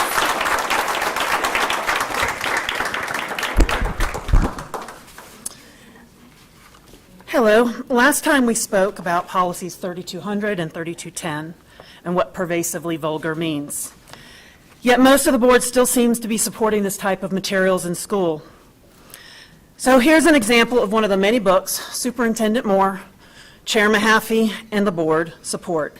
Jesusland by Julia Shears. It's rated 4 on the rating system, which means no minors, Adult content, no child under 18. Yet it's in 6 of our high schools. The book depicts attempted rape, incest, sex. It also has prolific alcohol abuse and profanity. And I quote, Scott unclamps my mouth and snakes a hand down my top, groping my breasts through my bathing suit. Not quite ripe, but tasty all the same. Fuck you, I scream at him, craning my neck to look into his eyes. Brad and Todd are now both yanking on the waistband of my sweatpants, trying to force it over my hips. Scott is reaching under my swimsuit. I flail my arms and legs like a possessed rag doll, trying to twist from their grasp. The girl in this book is only 12 here. I open my eyes in a boozy blur, see his penis jutting from his shorts. He grabs it by the root. Lick it, he says in his thick voice, pressing my head towards it. I've heard girls giggle about blowjobs at school, and it's something a boyfriend requires of you. I stare at Scott's penis. There's a pearl balanced on the tan tip. It smells like liverwurst. Like a lollipop, he's begging now, breathing hard. He wags his penis, his hand touches it to get my attention. I close my eyes, stick out my tongue, and he touches the side of it. Open your mouth, Scott says, and I do it. He puts it between my lips, grabs my hair, and pulls my head down onto it. A moment later, he groans, and something slimy spurts into my mouth that tastes like pond water. She's 13 in this scene. So, some of the other phrases in this book that appear multiple times. Whoa, nice udders. You can't jack off with Jesus. Today's a good day for sex. Look at that Woody. And the profanity samples, ass, bitch, dick, fuck, pussy, shit. And that's just to name a few. The fact that Chair Mahaffey and this board is not objecting to me reading this right now, it's an offense, and it speaks volumes to the depravity of this board. Who could read this or show these obscene pictures at work and not have repercussions? But somehow Chair Mahaffey and the board and the administrators seem to think it's okay to talk to children about dicks, woodies, pussy, and fucking. It's educational, and they want to keep parents out and not know. This is what is pervasively vulgar. I just gave you a sample. Remove it from our schools. Keep this out of the hands of our children.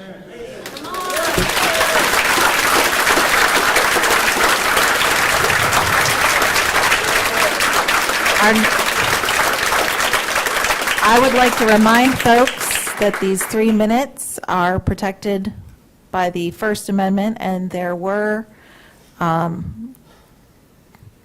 different guidelines posted at the front. Please respect the speaker that is speaking and allow them to be heard. Our next speaker is Jessica Lewis, followed by Crystal Amanchuku.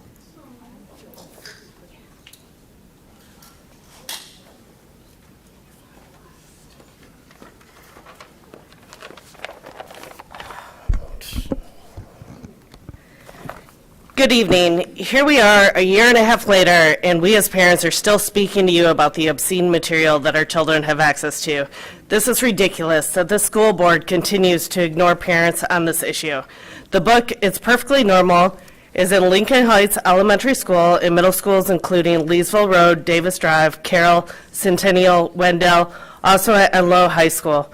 This book is supposedly for ages 10 and older. It instructs young children about puberty, sexual intercourse, STDs, pregnancy, abortion, sexual abuse. It contains illustrations involving sexual activities and nudity. Here are a few quotes. When the clitoris and penis are touched and rubbed, the body feels good, tingly, and warm. It feels sexy. A male can have an erection when his penis is touched and rubbed. When he has pleasurable thoughts, an erection makes it possible for the penis to enter the vagina. The illustration depicts a young man lying on his bed, exposing his penis and scrotum. Masturbating is perfectly normal. Boys and girls experience sexy feelings when they masturbate. Masturbation is touching and rubbing for pleasure because it feels good. During sexual intercourse, the female's vagina becomes moist and slippery, her clitoris becomes hard, and the penis becomes erect. It can involve the penis, vagina, mouth, genitals, or anus. The wetness from the vagina makes it easier for the penis to go in. Sexual intercourse is when a male and female are close to each other, that the penis goes inside the vagina and the vagina stretches to fit around the penis. When the feelings come to climax, semen is ejaculated from the penis and squirts into the vagina. The book also talks about having an abortion. So now the book is teaching our children it is perfectly normal to have sex, and then it is okay to get an abortion. Why, just why, are you allowing books to target and sexualize our children? Why do 10-year-olds need to know how to have sex? And why do some school librarians feel like they need to have these books like these? Your argument is that you do not want us telling children what they can or cannot read.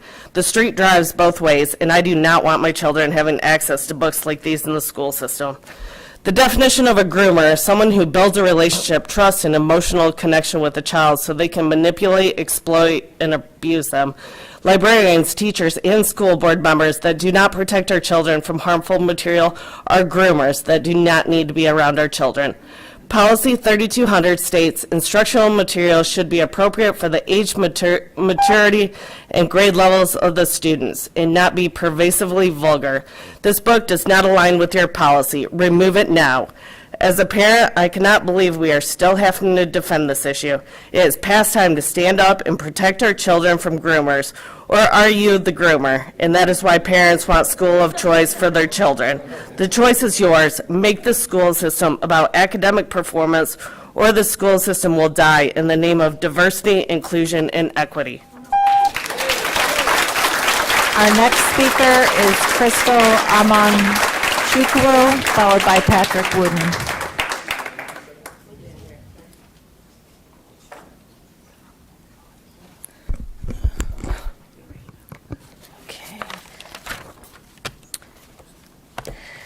Thank you for the opportunity to speak today. I am a lifelong North Carolinian. I've been in Wake County for most of my life and received my middle and high school education right here in Wake County Public Schools.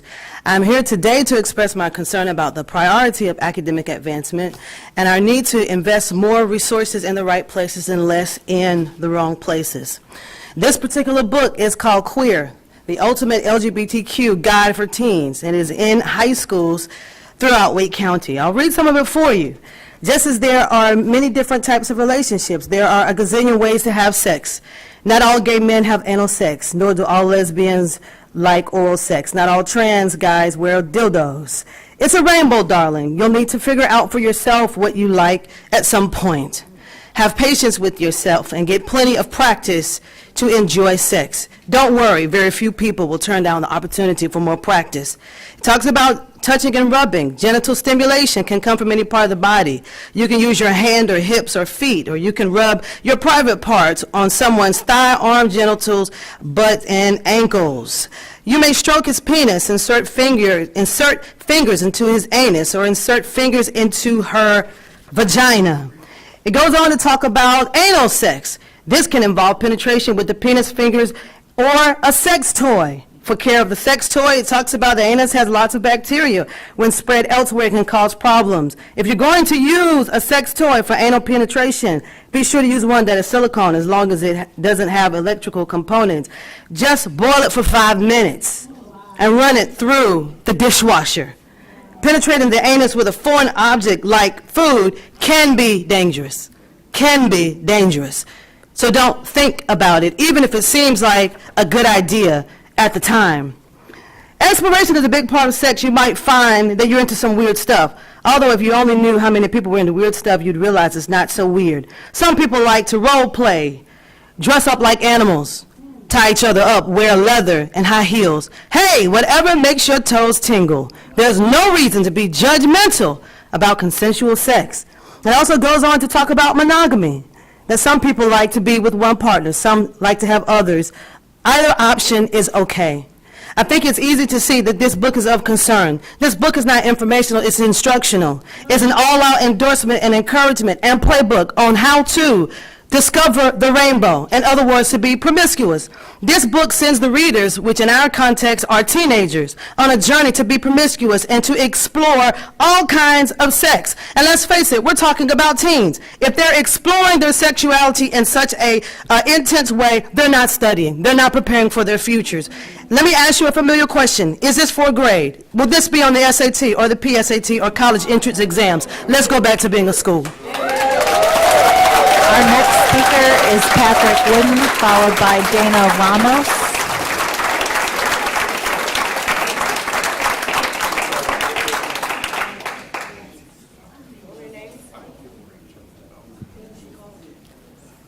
Patrick Wooden.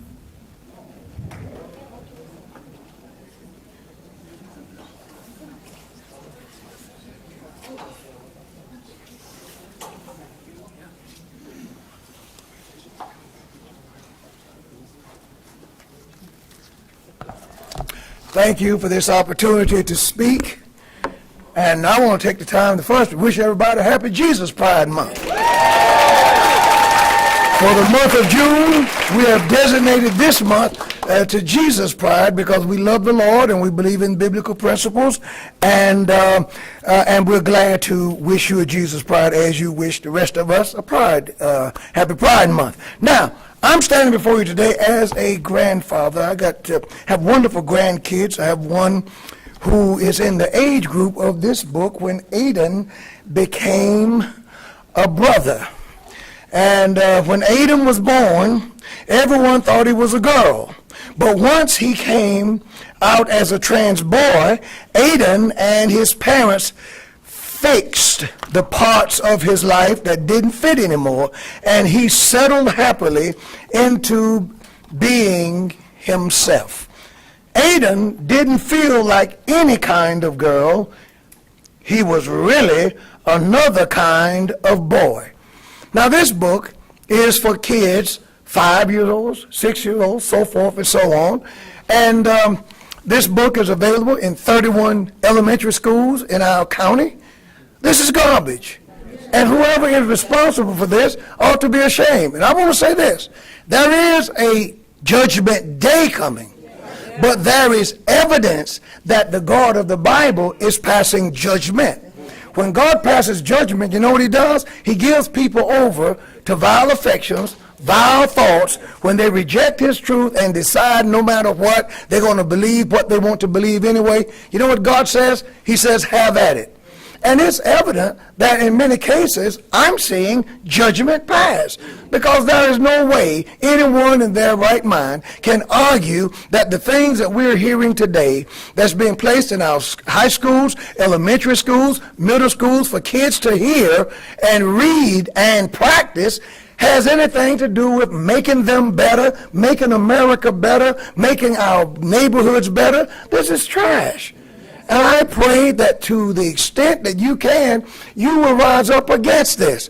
There ought to be something in us that will make us want to protect the hearts and minds and even the appetites of our children. And many of them have no sexual appetite at all until they read this. Why are we sexualizing our children?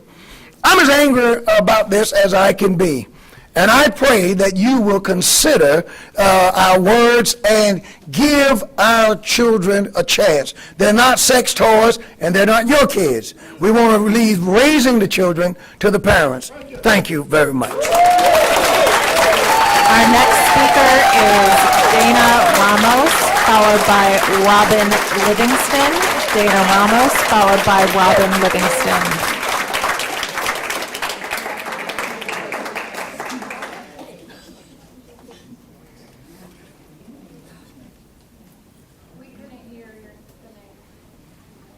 After every speaker, I am saying the names of the next two folks, so please listen. Dana Ramos, followed by Robin Livingston. Okay, my name is Dana Ramos. I'm a Wake County parent and taxpayer concerned about certain reading materials in some Wake County schools. This is not about banning books that remain widely available, but it's about keeping inappropriate sexual books out of our schools. One explicit book example, titled What Girls Are Made Of by Elena K. Arnold, is located in at least 14 public schools. I will read some of it for you now. I laid a towel on the sheet in case I bled, and then I watched Seth roll the condom over his penis and watched his hand pushed into the flesh between my thighs, spreading them apart, and I watched him maneuver his latex-wrapped erection as he pushed and tried to get inside. If Seth wants to have sex and I'm on my period, I'm the one to suggest that I give him head. It's the way his fingers look glazed like donut after they've been inside me. So you know the girl I'm dating, Nina? No matter how much we do it or how long I lick her, she just can't come. I pull him out of his underwear, and he's soft in my hand. I open my mouth and pull him into it, and I pull and suck until he grows hard and makes sounds that means he likes it. And I keep going, and when he says I'm going to come, I don't pull away. The jet of him is warm and salty and tastes like thickened sweat. I let my knees splay open and find my slit with my fingers, the soft hooded nub at its apex, and I guide the red rubber ball against it. My back arches and I hiss in a breath at its first wonderful, terrible contact. A jolt of pleasure shoots through me, so different from the jet of warm water that pours from the shower head, so different from the press of my own hand, so different from the wet lapping of Seth's tongue. There's much, much more. Why is vulgar erotica in our schools for minors? Please explain how this has literary value or supplements academics. Again, this is not about banning books. A parent or teenager can buy this book and find it in public libraries. But most parents, Democrat and Republicans, believe vulgar erotica in our schools is completely inappropriate. This book and many others should be removed from schools. Thank you. Our next speaker is Robin Livingston, followed by Stacy Campbell.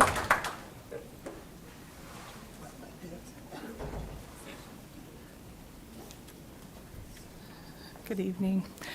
I wasn't here on the 16th, but I did listen to all the debate about Policy 3200, and I'm hoping that most people heard it, and unfortunately, I wrote a speech, but I left it in the car.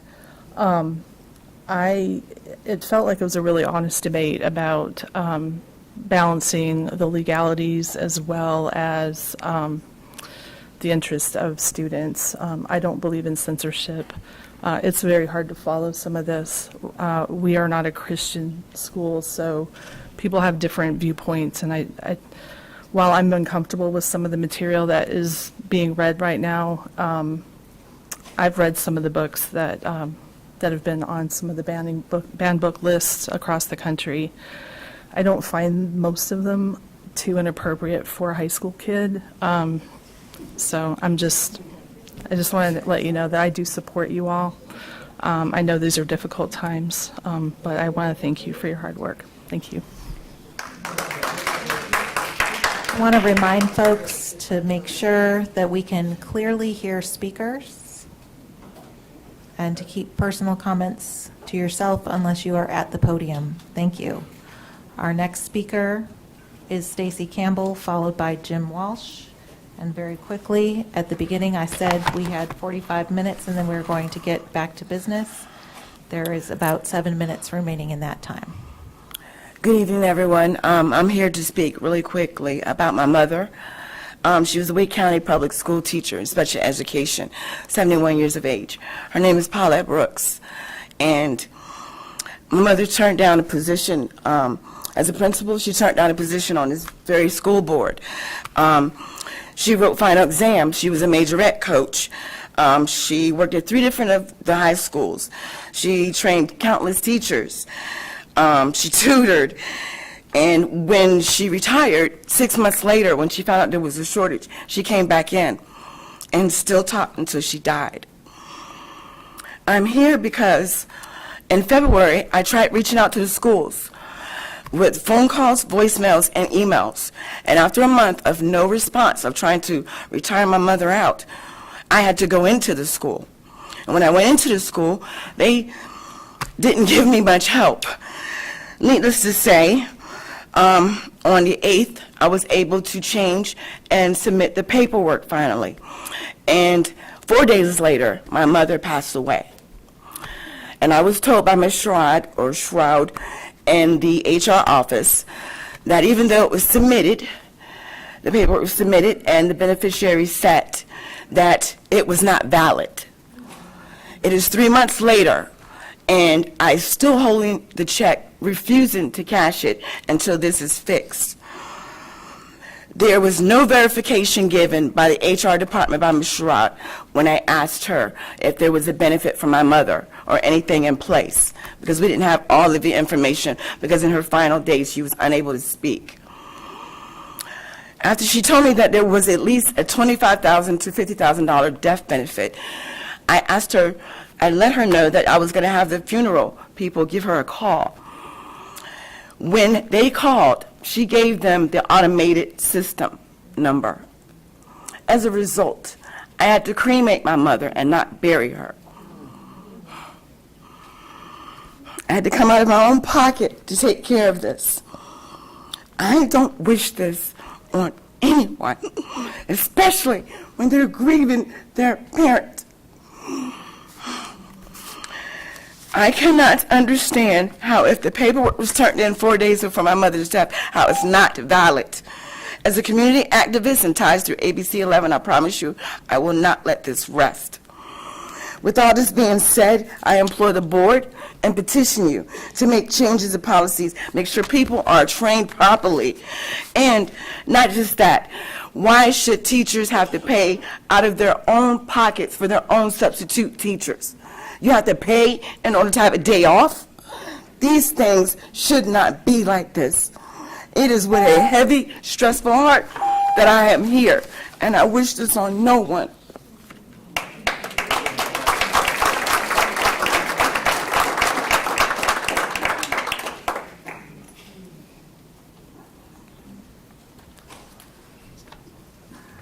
Jim Walsh, followed by Susan Book. All right, let's play a little hypothetical for a couple minutes. Teachers or other employees are overheard having the following conversation while at school. Hannah, when did you first start watching porn? Oliver, very young, probably 12 or 13. It's actually quite sad for me to think that by the time I'm 25, I'll spend half of my lifetime watching porn. It developed after I started masturbating. I overheard boastful comments in school from more alpha male lads in the class about masturbating 3 or 4 times a day and watching porn. I took it quite literally and began to think I should be doing the same. It led me to watching more and more porn to get the same effect. I ended up watching a lot of hardcore pornography, although by the end, I settled on watching the same 8 to 10 videos each time, a bit like an alcoholic who only wants one drink. I've watched everything. I'm a cisgender straight man, about 1.5 on the Kinsey scale, but I have gone through pretty much all of it. Wow, that would be a terrible scenario to hear from teachers or school employees while on school property. Would policy 3200 regarding pervasive vulgarity be taken into consideration and the teacher or teachers suspended or even fired? Or would it be overlooked, like the book Doing It Right by Hannah Witten, which is at 9 Heights schools, from which I just read? Has the school board, in its efforts to redefine policies, define them such that if applied to material housed in the facilities, would be suspended? Or are you setting a new standard that pornography, obscenity in our schools is the new norm? We know that pornography is to the mind like what it was stated earlier about alcohol. You never are freed from it. Are our schools going to be the roadway of our children becoming addicted to pornography? Would you like to stand up and state that happened on your watch? Thank you. Our final speaker for this portion of the evening is Susan Book.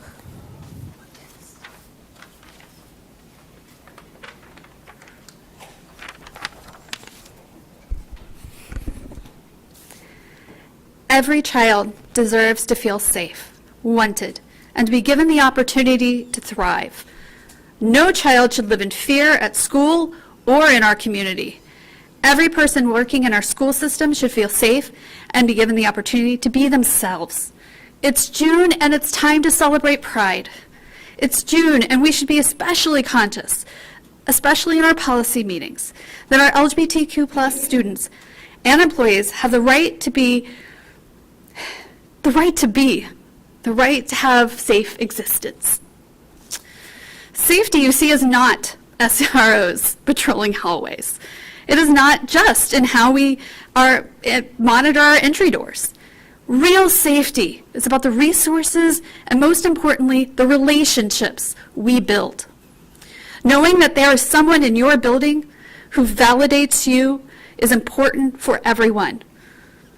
Knowing that there are books for you and your library is important for everyone. It is especially important when bullies come to your door. So I'm here to thank the teachers, the counselors, the principals, who outwardly let our students know through symbols and words that every child is deserving of love. I hope that Wake County Schools is brave enough to celebrate Pride. I hope they are brave enough to keep books on the shelves that represent all students. For now is not a time to be timid. It is not a time to be a timid ally. Pride is about standing together in the fight for humanity. I ask that all our board and our community stand up for LGBTQ plus students and employees now more than ever. Thank you. That will pause this part of public comment. Again, we are going to resume our agenda and come back to this. If you are unable to stay, we welcome an email from you and understand that was not what you expected when you came in, but we do have business to attend to. That being said, we're going to take about a 5 to 10 minute pause before we return to our meeting. Thank you.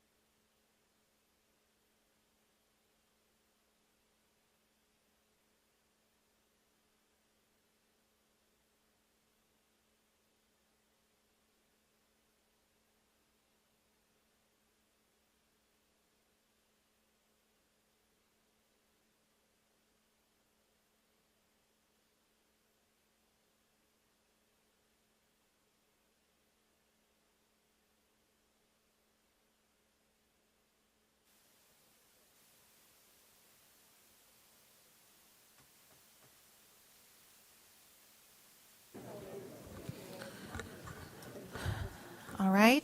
We're going to continue with the last of our information items, which are our superintendent updates. Good evening again. As has been my practice, I'm going to recap the items that were covered during the work session today. The two items from staff included a request that the board will see on their consent agenda this evening to provide a bus driver attendance bonus for all of the summer programs that are in place during the summer.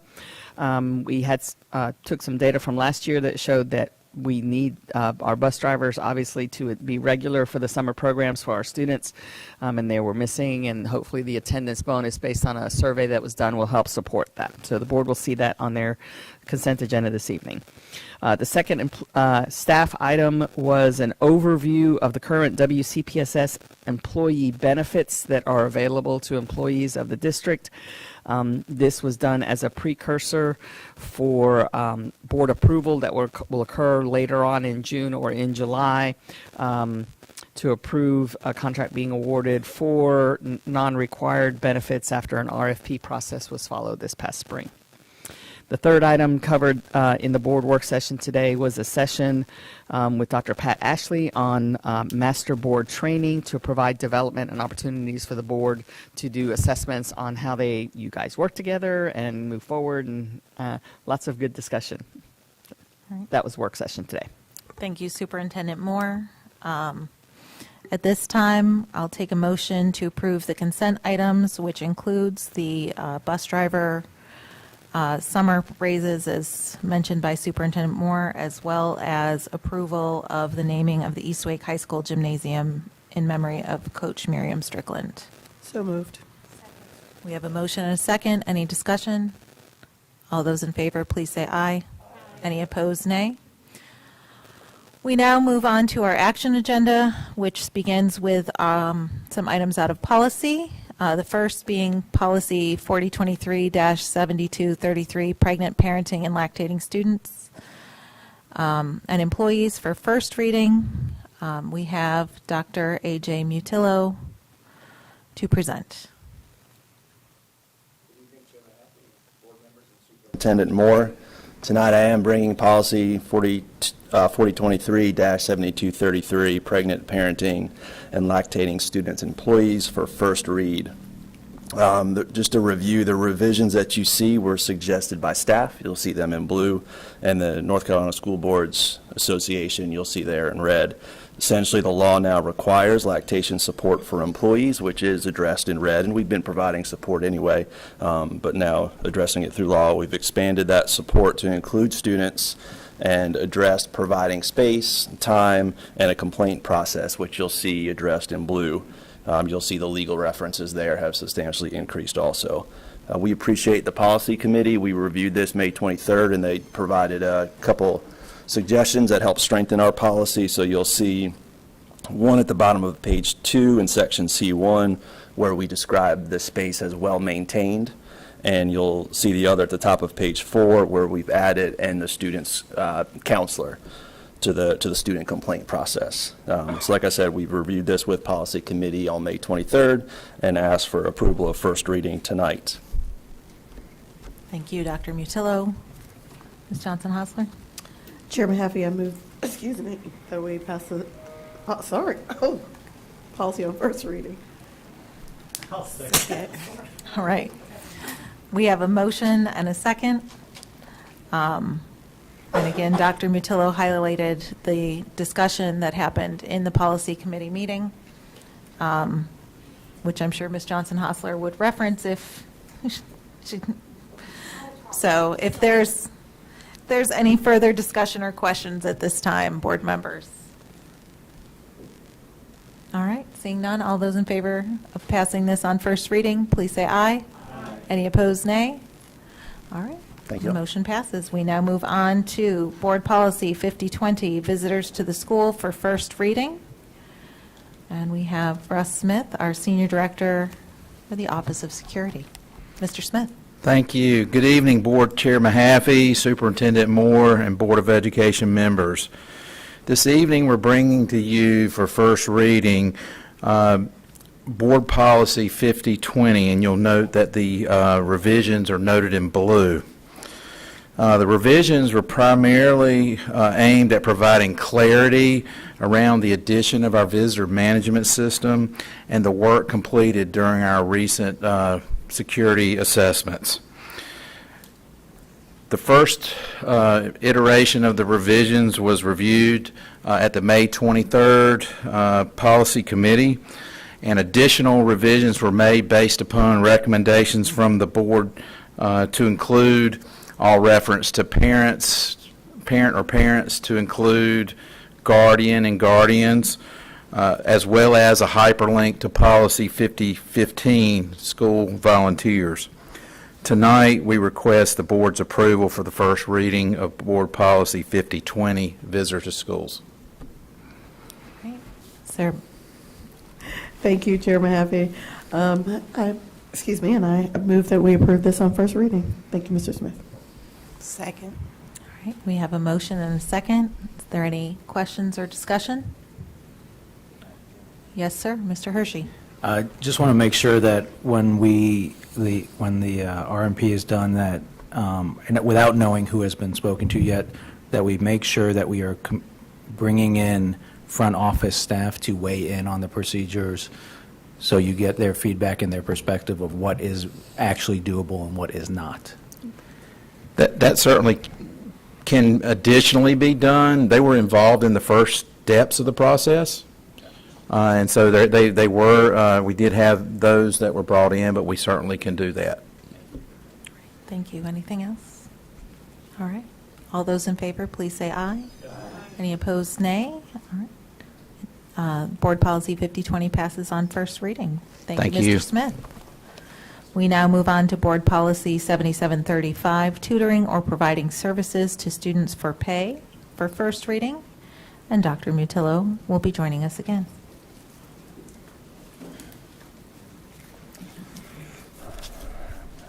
Tonight, I'm also bringing Policy 7735, providing services to students for pay for the first read. The primary change here was really to broaden access to tutoring services for students. The old policy that you'll see in there crossed out did not allow a teacher to tutor a student for pay if they were in their school at all. So here we've removed basically that provision, and now teachers can tutor students for pay with the other provisions in this policy, as long as they are not currently teaching the student. So that was the primary purpose of bringing this policy forward. I did want to note that upon further review before bringing it tonight, we did make two small adjustments to the policy. They're both highlighted in yellow, to remove the phrase individualized before private capacity. Just upon reading it, it was contained in that definition earlier, and we saw it as just a bit redundant, so we're proposing to remove that as well.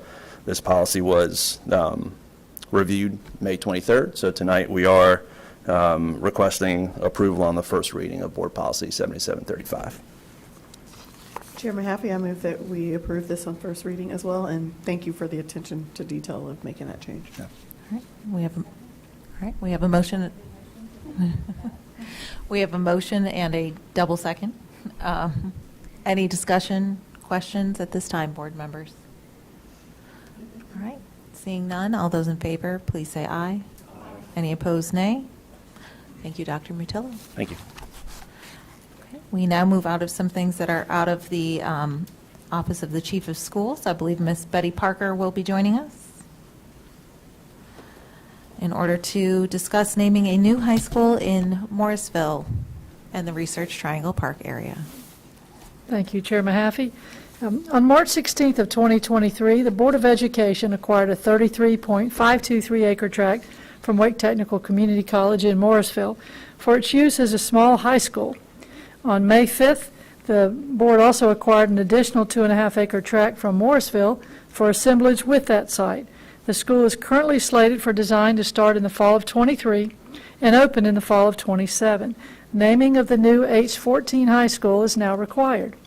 In accordance with Board Policy 9300, the following names are offered for consideration: Paramount Parkway High School, Parkside High School, and Morrisville High School. In accordance with Board Policy 9300, the names were offered to the Facilities Committee on May 10th. After due consideration, the Facilities Committee unanimously recommended that the name selection of Morrisville High School be brought forward to the full board for consideration at your board meeting tonight. Pursuant to that board input, the name recommended is Morrisville High School. I'm happy to answer any questions, and we would request board approval. All right, thank you, Ms. Parker. Vice Chair Hagerty? Thank you, Chair Mahaffey. So, as Ms. Parker said, this was an issue that came up to us in Facilities Committee. It was discussed, and there was unanimous recommendation for Morrisville High School.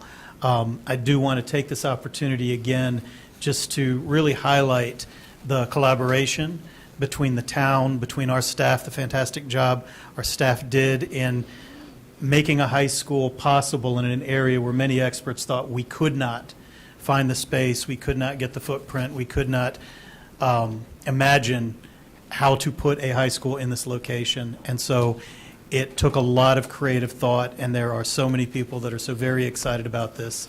So it doesn't have to do with the name, but I want to take the opportunity to thank you and thank everybody involved. And again, board members, I would move at this time that we accept the Facility Committee's recommendation and for the name Morrisville High School. All right. We have a motion from Vice Chair Hagerty and a second from Mr. Swanson, both of whom represent the town of Morrisville. Well done. Is there any discussion? All right. And again, as Vice Chair Hagerty said, many thanks to the town, to Wake Tech, and others. Let's make it official, folks. All those in favor, please say aye. Aye. Any opposed, nay? All right. Thank you. Ms. Parker. Thank you. I believe you're staying with us for the next one? Yes, ma'am. All right. Interlocal agreement for infrastructure provision to support public school facilities with the town of Apex Felton Grove High School H-12. Thank you, ma'am. The board owns a 68-acre tract of land located at 5100 Thriftwood Drive in Apex, which is the site of the future Felton Grove High School. As part of the Felton Grove project, the traffic impact analysis indicated a need for a variety of road improvements to support and benefit the high school, the adjacent neighborhood, and the community, which include improvements to Dairy Down Lane, Thriftwood Drive, and Stevenson Road. In addition, the installation of speed humps as traffic calming devices on the neighborhood roads, Dairy Down Lane and Thriftwood Drive, to promote vehicular and pedestrian safety is warranted, and it's been requested by the neighboring community. DOT approval is required for installation of the speed humps, and it's based on the town's acceptance of ongoing maintenance and repair responsibilities. Board and town staff have collaborated to explore cost-sharing opportunities and to evaluate the improvements needed per the TIA as mutually beneficial to support safe vehicular and pedestrian traffic for the school, adjacent neighborhood, and community. Terms and conditions of an interlocal agreement with the town have been reached regarding these road improvements as included in the board's site plan. The board will be responsible for design and construction of the road improvements, together with formal dedication for maintenance to NCDOT. The board will be financially responsible for advancing all necessary cost of work. The town has agreed to contribute $2.25 million to help offset the cost of the provision of the off-site road improvements to Stevenson Road, which payment will be due on completion and acceptance of the maintenance responsibilities for the for the infrastructure and operation by DOT. In addition, the town has agreed to accept ongoing maintenance for the speed humps and related signage that are planned on the two neighborhood roads. The town council is scheduled to receive this agreement for consideration of approval at their meeting on June 13th. I just once again want to echo what Mr. Hagerty said about collaboration on this project. The town of Apex has done an awful lot to help us get this school up and running. This is a situation where those improvements would typically have been required by DOT and paid for by DOT.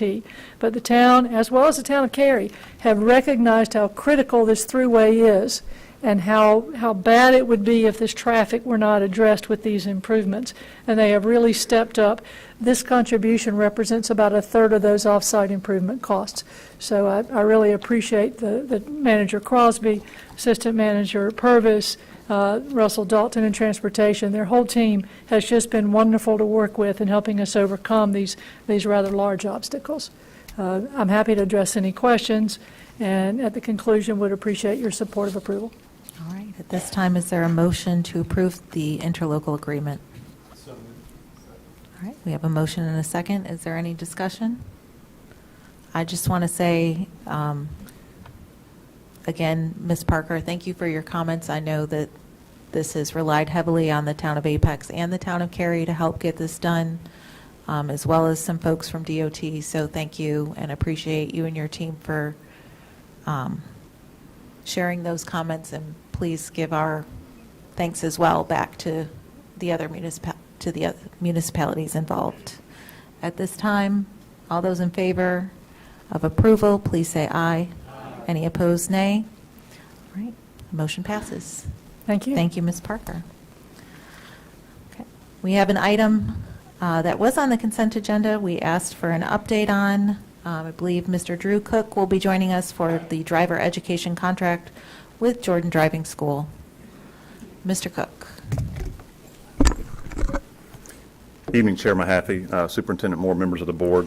In July of 2022, the Board of Education approved a contract with Jordan Driving School to continue providing driver education services to the Wake County Public School System for the 22-23 school year. Tonight, staff is seeking board approval to extend the current contract for up to 2 months for the period of July 1st to August 31st, 2023. Jordan Driving School meets all state requirements to operate and facilitate a quality driver's education instructional program for our students.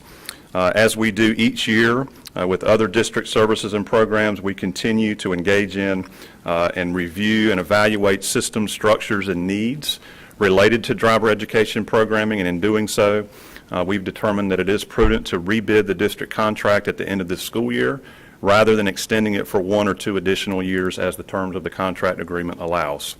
The purpose of the 2-month extension of the current contract is simply to provide additional time to finalize and post an RFP and to allow sufficient time for all bidders to ask questions and respond as needed. We will then plan to bring back a recommendation for the board after that process is concluded.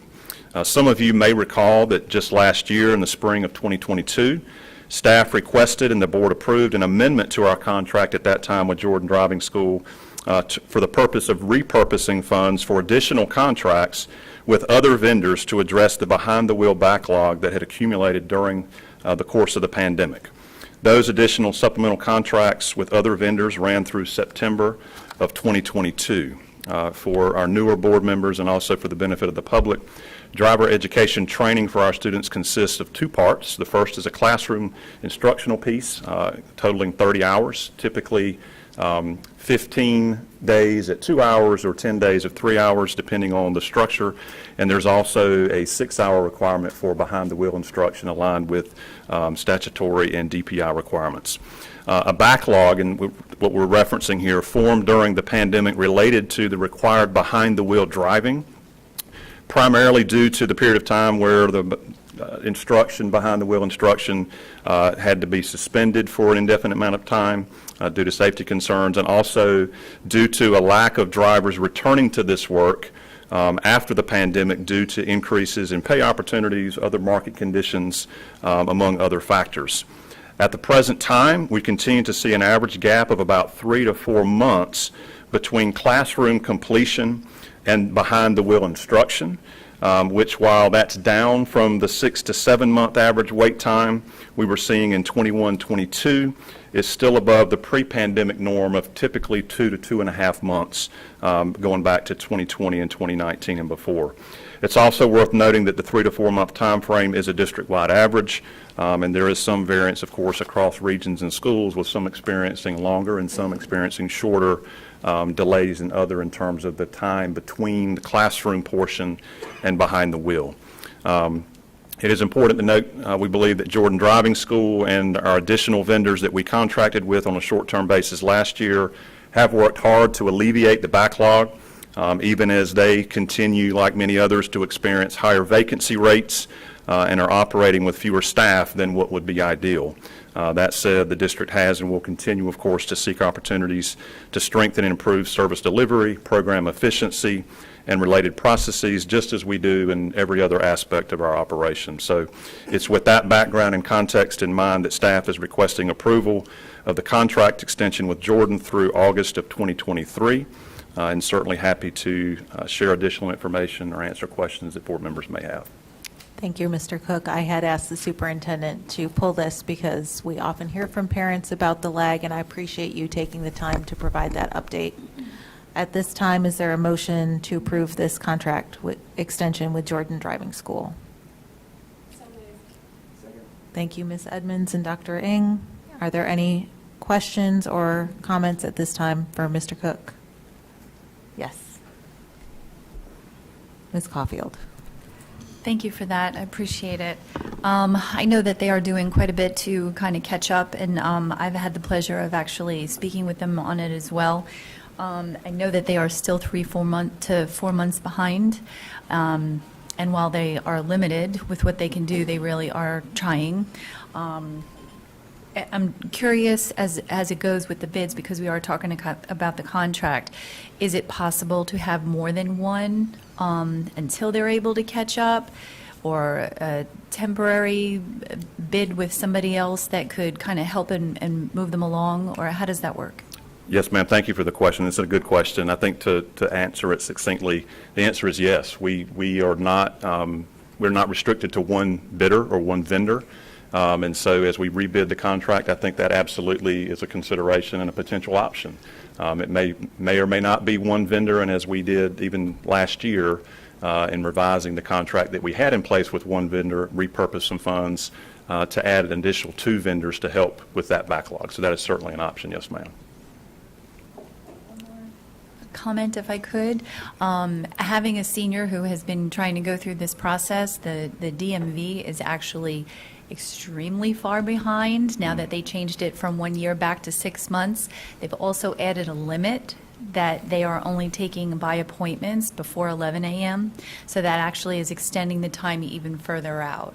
So that's why I was asking if we can have like more contracts to help them catch up, because even after we do get them through this program, they're going to wait quite some time before they're even eligible to get their permit to even start earning their hours towards being able to drive. So that would be helpful, I think. Yes, ma'am. Thank you. Unfortunately, we're not responsible for the DMV, but I saw their summer wait list, and it is, I think you have to go out to the coast to get a. If you can, that's absolutely right. That's absolutely right. Because we're all headed out there. Are there any other comments or questions at this time? All right, hearing none. All those in favor of approval of the driver education contract with Jordan Driving School Extension, please say aye. Any opposed, nay? All right. We now will return to public comment. Thank you. Find my list.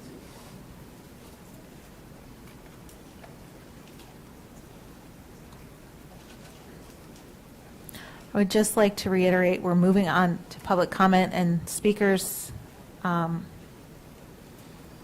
are welcome to offer comments or criticism directed at substantive ideas, actions, or procedures of the board and individual board members. The laws and policies of North Carolina provide that issues or concerns involving individual personnel or student matters are confidential and therefore not appropriate for the public comment setting. Those offering comments to the board, including students, may discuss issues and matters of general concern. Concerns related to personnel issues or student matters may be addressed through applicable WCPSS personnel, the grievance policy, or other applicable policies. Please respect the speaker that is speaking and make sure that they can be clearly heard. During public comment, you may speak for up to 3 minutes. Again, a green light will illuminate when you begin. A yellow light will announce that you have 30 seconds remaining in your time, and a red light along with an audible tone will signal that your time is up and it is time to stop so the next speaker can be called to the podium. Please For the sake of civility and decorum, address your comments to the board and refrain from personal attacks and insults directed at the board, individual board members, staff, or members of the general public.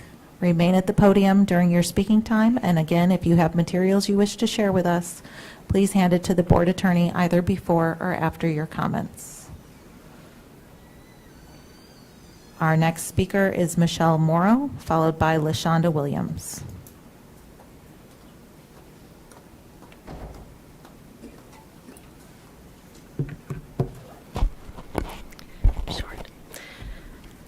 On 79 years ago, on June 6, 1944, we lost nearly 250,000 of our young people. You guys probably know this, but there were many young soldiers who lied about their age. They were 15, 16, 17 years old so that they could go and they could fight. What were they fighting for? They were fighting for the standards of freedom that we know and love so well, and they wanted that to be extended. But you know what else? They were young men.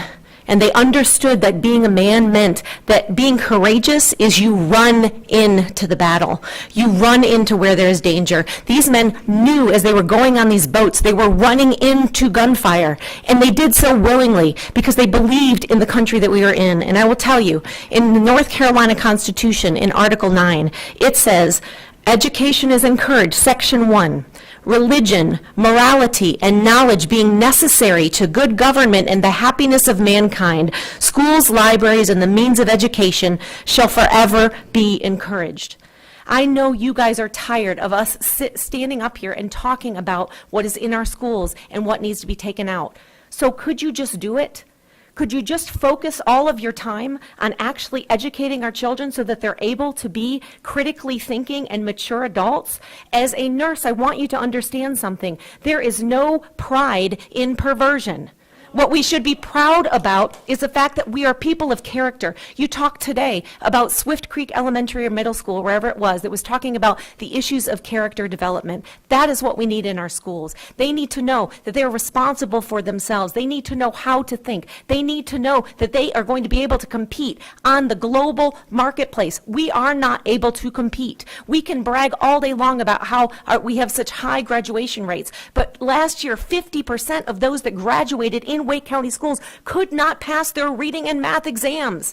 That is a travesty. It is a crime. And by the way, when we're talking about crimes, there is a statute in North Carolina that says it is a Class 1 felony to allow this stuff that talks about sexual intimacy, that talks about it with minors, that you're giving it to them. Listen, I'm a nurse. I have come here for 5 years, and I've told you there is a way to teach children about what the changes that are going to happen to their body, but I want this to be heard.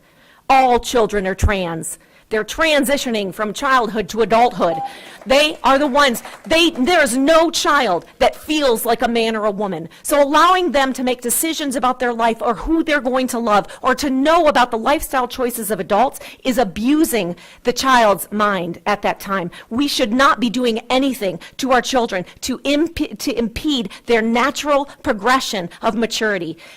Guys, puberty is a natural maturation process. It is not a disease. It does not need a treatment. What it needs is children need to be guided through it to understand that they are normal Our if next they don't speaker like their bodies is and the LaShonda changes. Williams, followed by Mark Peterson.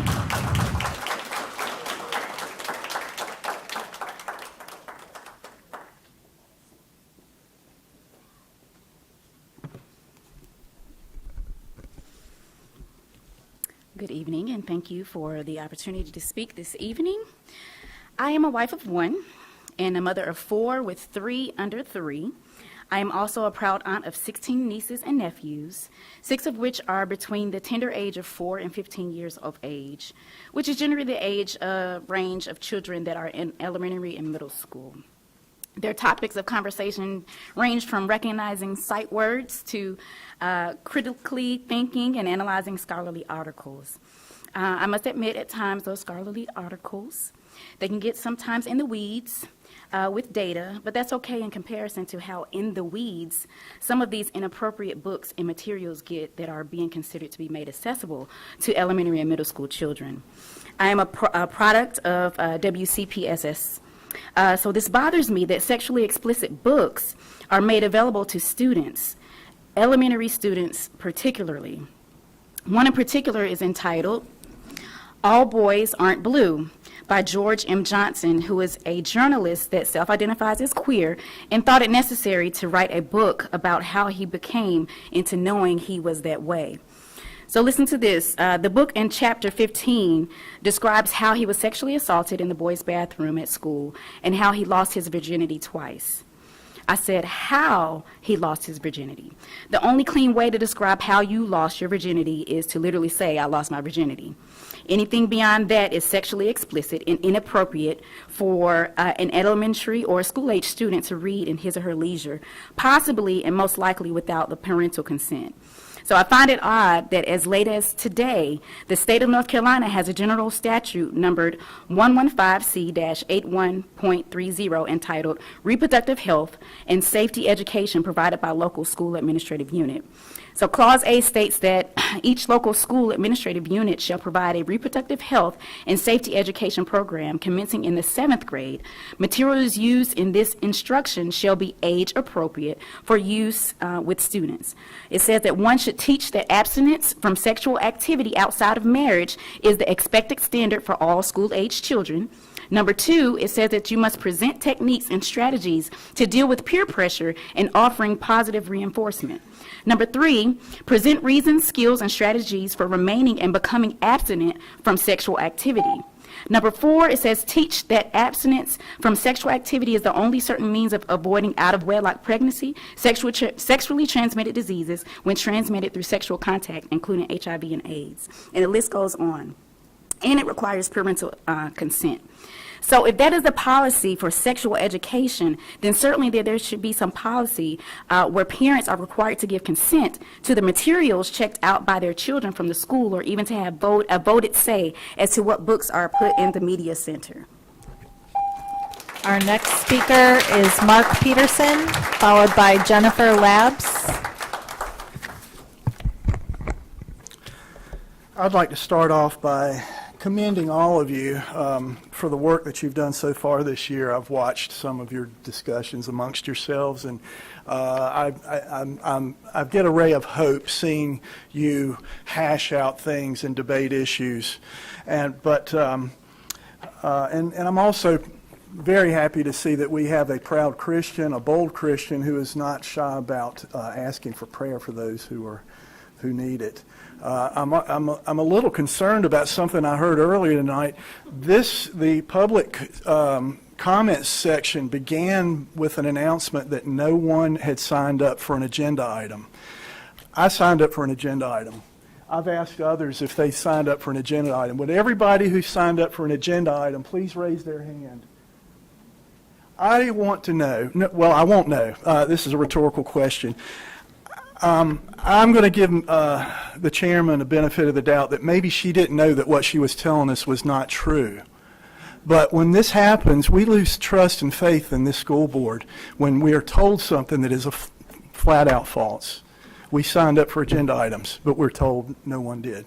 Now, that said, we've been talking about books that are offensive. I want to look back a couple years. If y'all recall, a couple years ago, 6 books were banned, essentially, not officially. I don't think they were taken off the shelves in Wake County schools, at least I'm told they're not. But 6 books were banned. This is one of the 6. I bought this book because I wanted to know what was wrong with this book, because we were told that some of the content in Dr. Seuss's books were offensive or might be offensive to some people. I've read this book all the way through. It's called If I Ran the Circus. I invite all of you to read this book. Get your hands on it and tell me what's offensive in this book. The only thing that I could find, 2 items, the song Dixie and a picture of some, looks like cats that have black faces that are driving around in cars real fast. This is all I could find in this book that might be offensive. Now, when this and 5 other books were banned, I heard nobody come to the defense of this book. But I hear people now defending books that you've heard with the content of them. They're clearly offensive. Why is this banned and those books aren't?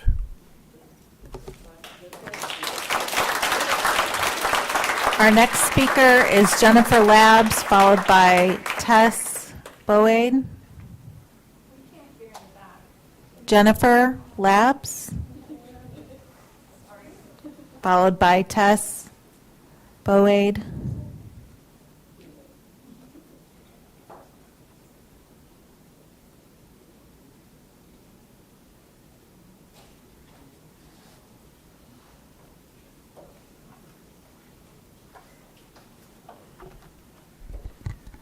Thank you, Superintendent Moore, Chair Mahaffey, and school board members for allowing me to speak today.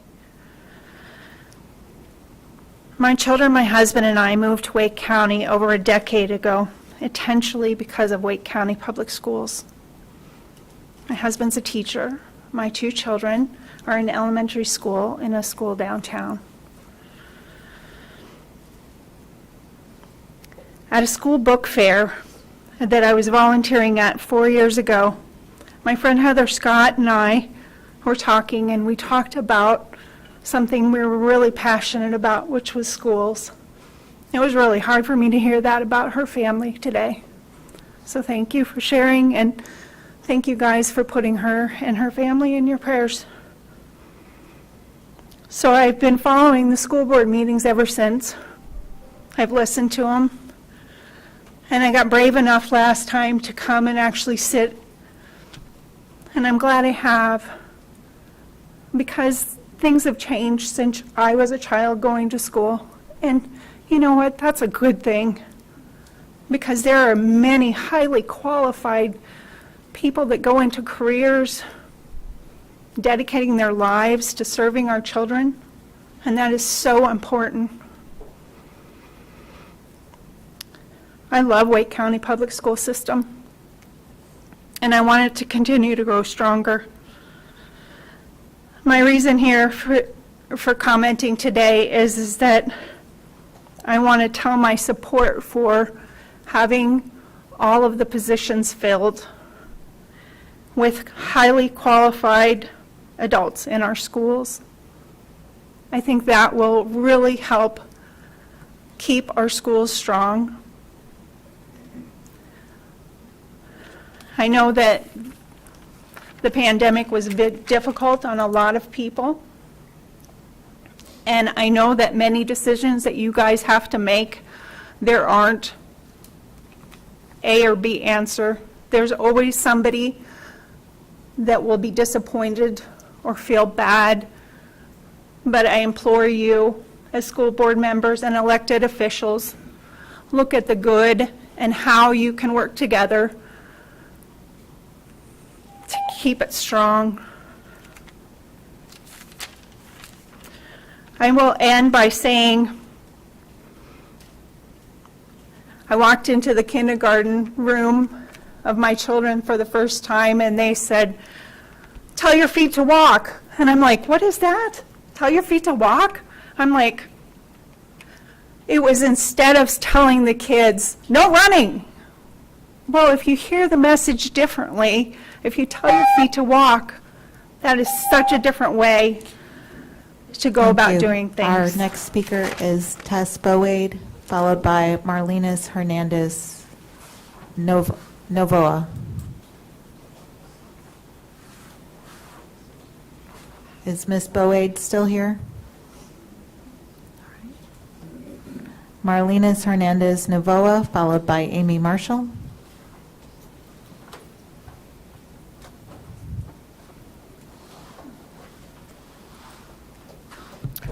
I want to thank everybody for being here, and I want to thank God first.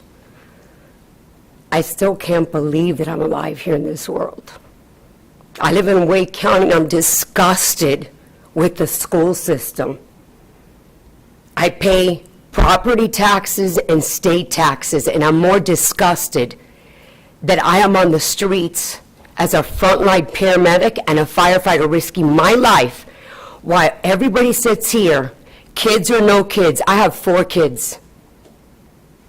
I'm a mother, I'm a wife, and my 4th daughter has a disability, a rare disability. But I told her, it's not a disability. You're an angel from God. She has gone through so much in that Wake system that I will stop it. So I moved into Wake County, and I'm paying those taxes, and I'm working overtime, and I'm working 24/7, 7 days a week, and I'm going to work for North Carolina if it's for free. You guys need to really go home and pray tonight, because I pray every day and I talk to God every day. Everybody thinks I'm crazy. I took an oath to this country, and I retook an oath, and I will take an oath to the state. I am proud to say that I am running for lieutenant governor, and I'm Hispanic. And if anybody has a problem or gets in my way, God's gonna take care of it. Because, like I say to everybody, I have a firewall, and I've broken through many firewalls. I've been discriminated in this state. What's a Southern Belle girl? What is a Southern Belle girl? Do I look like a Southern Belle girl? I'm a Hispanic. My mom's from Spain, my dad's from Cuba. Mental awareness. My dad took his life in the pandemic. I will fight for every kid in every place in North Carolina. I've been everywhere in North Carolina. I talk on the phone with parents. I go to schools and I talk to kids. I took an oath to God, and I am here for the kids. Parents, everybody in this room, if you're a parent, what goes inside your house, you guys are the ones, you're the first ones that need to teach your children. Teachers are out there putting their lives, we're out there putting our lives. I don't even care about money. Money's paper. I don't care if you're Democrat, if you're Republican. I don't care. I was born here, and I'm going to die here. And I moved from Florida, so I am glad for what I stand for, and God is going to be with me and with all of you guys.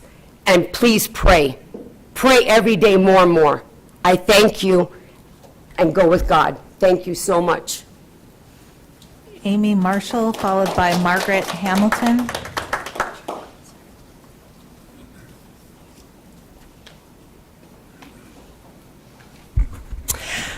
Hi, I'm Amy Marshall, founder and president of Carolina Teachers Alliance at carolinateachers.org, where our vision is an unbiased and academically sound education for all children. We at CTA are an educator association serving North and South Carolina with national affiliate American Teachers Alliance at americanteachers.me.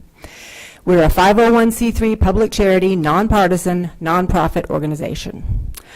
I'm here today on behalf of our Wake County CTA members, first to announce our student scholarship opportunities for Wake Public Schools graduating seniors.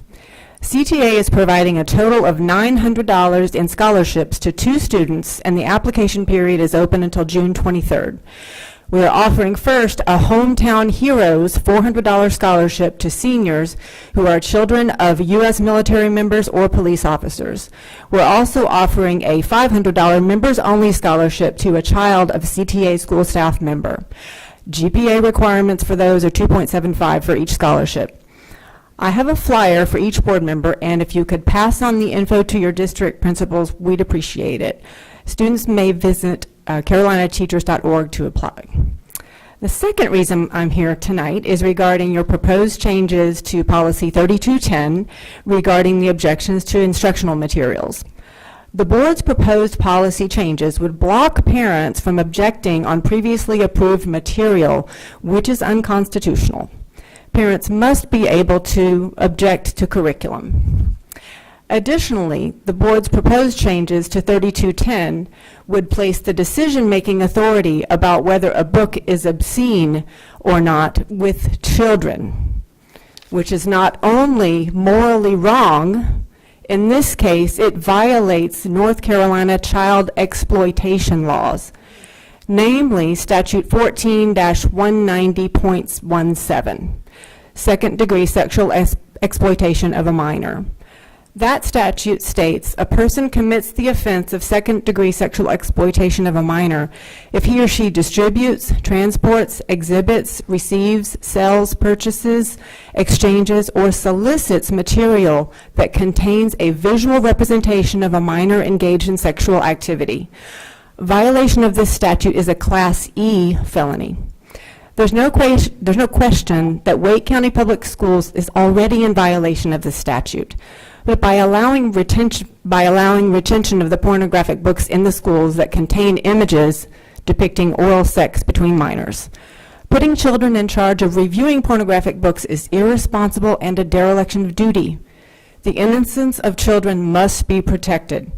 If you allow students to be the decision makers on the pornographic books, you're not only violating the child exploitation laws, but you are stealing the innocence of a child. We urge you to reject the proposed changes. Thank you. Our next speaker is Margaret Hamilton, followed by John Amanchukwu.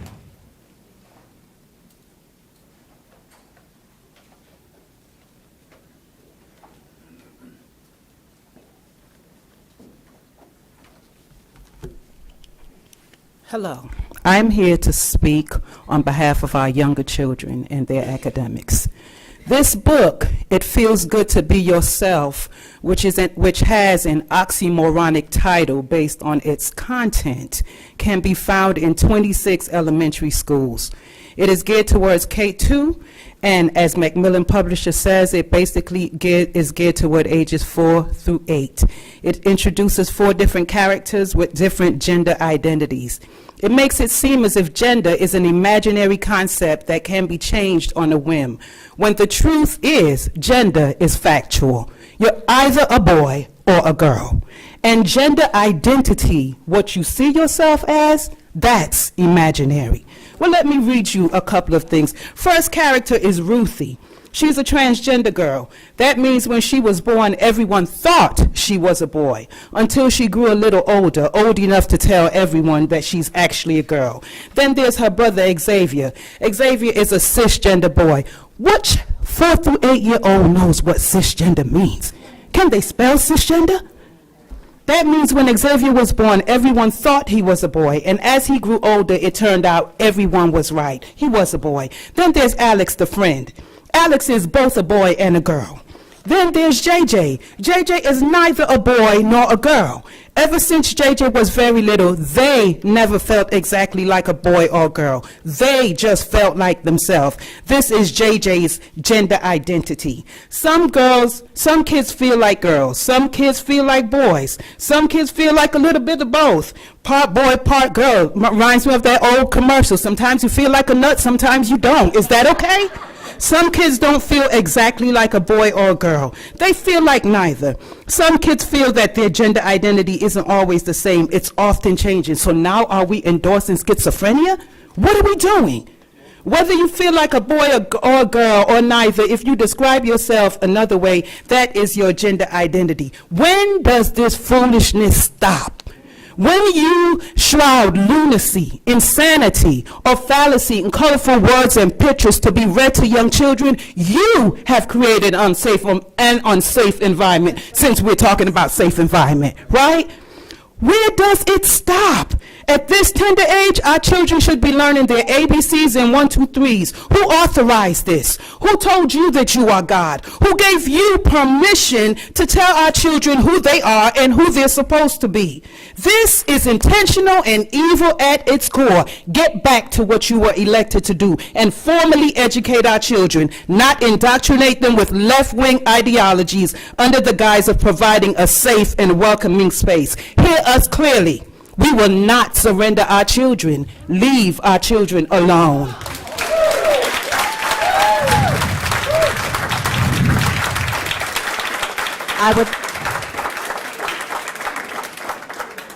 I would like to remind members of the audience to show respect for the speaker by refraining from loud comments or other disruptions, whether you agree or disagree, so that the speaker may be heard. Our next speaker is John Amanchukwu, followed by Leah Carson. Lindsay Mahaffey, you opened this session earlier on celebrating Pride Month. And so I brought a book that I read from about a month ago called Jack of Hearts and Other Parts to read, I guess, part 2 of a message entitled, Who Are the Perverts? The book says this. It says, eventually he finishes and pulls out. And the condom, of course, is covered in SHIT. And he gets mad at me like it's my fault. I don't know about how to clean up down there. He makes me take the crap-covered condom off and flush it. And then he showers alone. When he gets out of the shower, he frowns at me and goes, "You're still here?" Anyway, here's my advice to you. Make sure you want to do it, because it's going to be uncomfortable at first for sure. But it can be fun too, even if you don't have a prostate. There are nerve endings and pressure. Just make sure you've taken an SHIT beforehand and cleaned after, preferably with soap and water in the shower, because if you gotta go while he's inside of you, it's going to come out gross. When you're ready to get FUCKED, use lots of lube. A finger first. Go slow. Make sure he's still focused on keeping you turned on too. It helps if you start out riding him face forward. Then you have more control over how deep he goes, and you can still communicate what you need. Once he's in, you tell him to just stay there for a while so you can get used to it. Then when you give the okay, he can slowly start effing you. If you don't like it, tell him to stop. If you decide to switch holes, use a fresh condom. And be prepared, sometimes SHIT just happens. But if you take it slow, it can be really great. Is that what you celebrate, Lindsay? Happy Pride Month to what? Feces on condoms?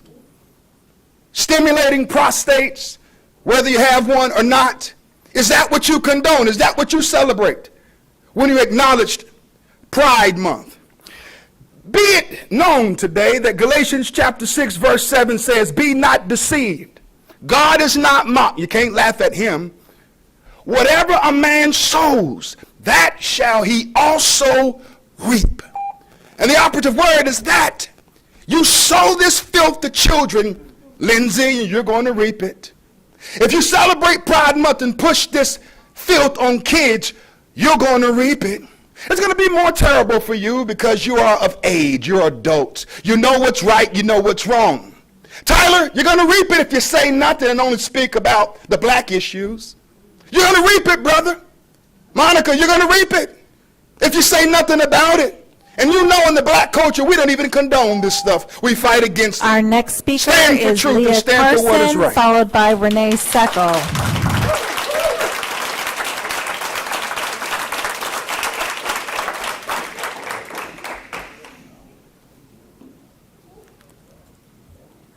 I'm here to speak up for our children and our youth. They are being robbed of their innocence by the culture, woke parents, and the school system.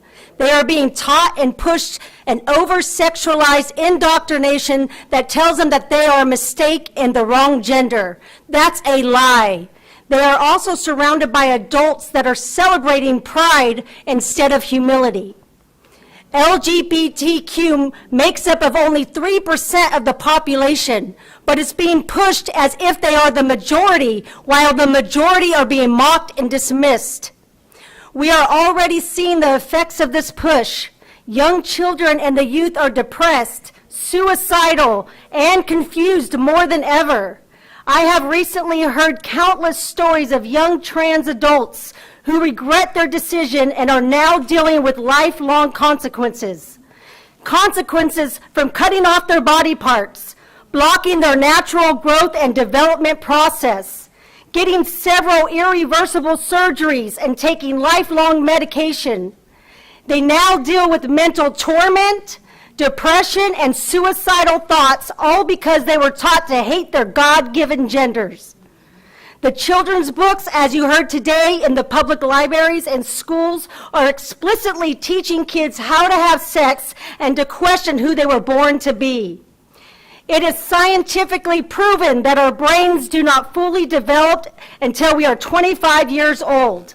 When we are children, we don't know who we are or how to make decisions. I was a tomboy as a little kid who never wore a dress and loved to climb trees as a kid.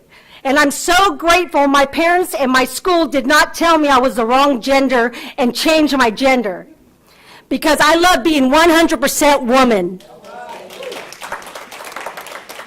You cannot blame guns for the school shootings by students. You must blame their mental health due to all this indoctrination.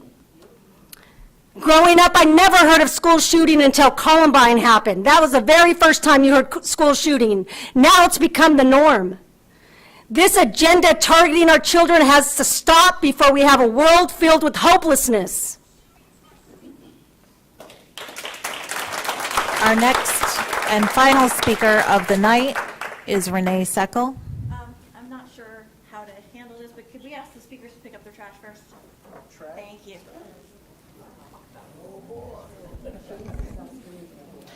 Hey, first off, I want to say I know that this is a really hard day for a lot of you for several reasons, and I'm really, really sorry that I have to be up here speaking tonight. I'm sure you would all rather be home with your families, and I sincerely feel for y'all. Second off, I had the pleasure of coming to the policy meeting just to watch. I guess it was about 2 weeks ago. And first off, I just want to say how much I learned while I was there. Because in watching that meeting, you learn some from coming to these meetings, but in watching the policy meeting, you see like something just as simple as a visitor system actually has a lot of thought and care that goes behind it and a lot of moving parts. And so I really appreciated the work and the thought that you guys did in that policy meeting and how it's really kind of brought home the enormity of the task that you all have and the seriousness with which you take it up. That said, I do have some suggestions to add to the policy that you were considering in the last meeting. Forgive me, I don't have the number, but it was about challenges to materials. There are 3 suggestions I would like to make. First, I appreciate that the policy requires that the challenging parent or guardian actually have a student in the school. That is a good and smart decision. I would also ask that the policy require the parent or guardian who is complaining about a material attest that they have actually read the challenged materials in their entirety before filing their protest. Second, I would ask you to please consider a requirement that the child actually have encountered or is imminently to encounter the material. That could maybe ameliorate some of the outrage farming that we have been seeing, tonight. So that folks wouldn't just crawl through the libraries looking for something to be mad about, but actually have something that their kid might actually have seen or taken out of the library. And third, I would ask that the policy be amended to include a right for parents who are not complaining to know that a challenge has been filed and to appeal a decision to remove a book. I understand that parents who file a complaint and don't get what they want can appeal all the way up through the school board, and that there is some, I didn't quite understand the policy, there's some mechanism by which the school itself can appeal. But I would like for other parents to have that right too, to support their librarians and the teachers and the reason that those books were there in the first place. Thank you very much. This concludes public comment. At this time, I will take a motion to return to closed session for reasons previously stated. We have a motion and a second to return to closed session. All in favor, please say aye. Any opposed, nay. That concludes this portion of tonight's agenda. Have a safe time home and happy Pride.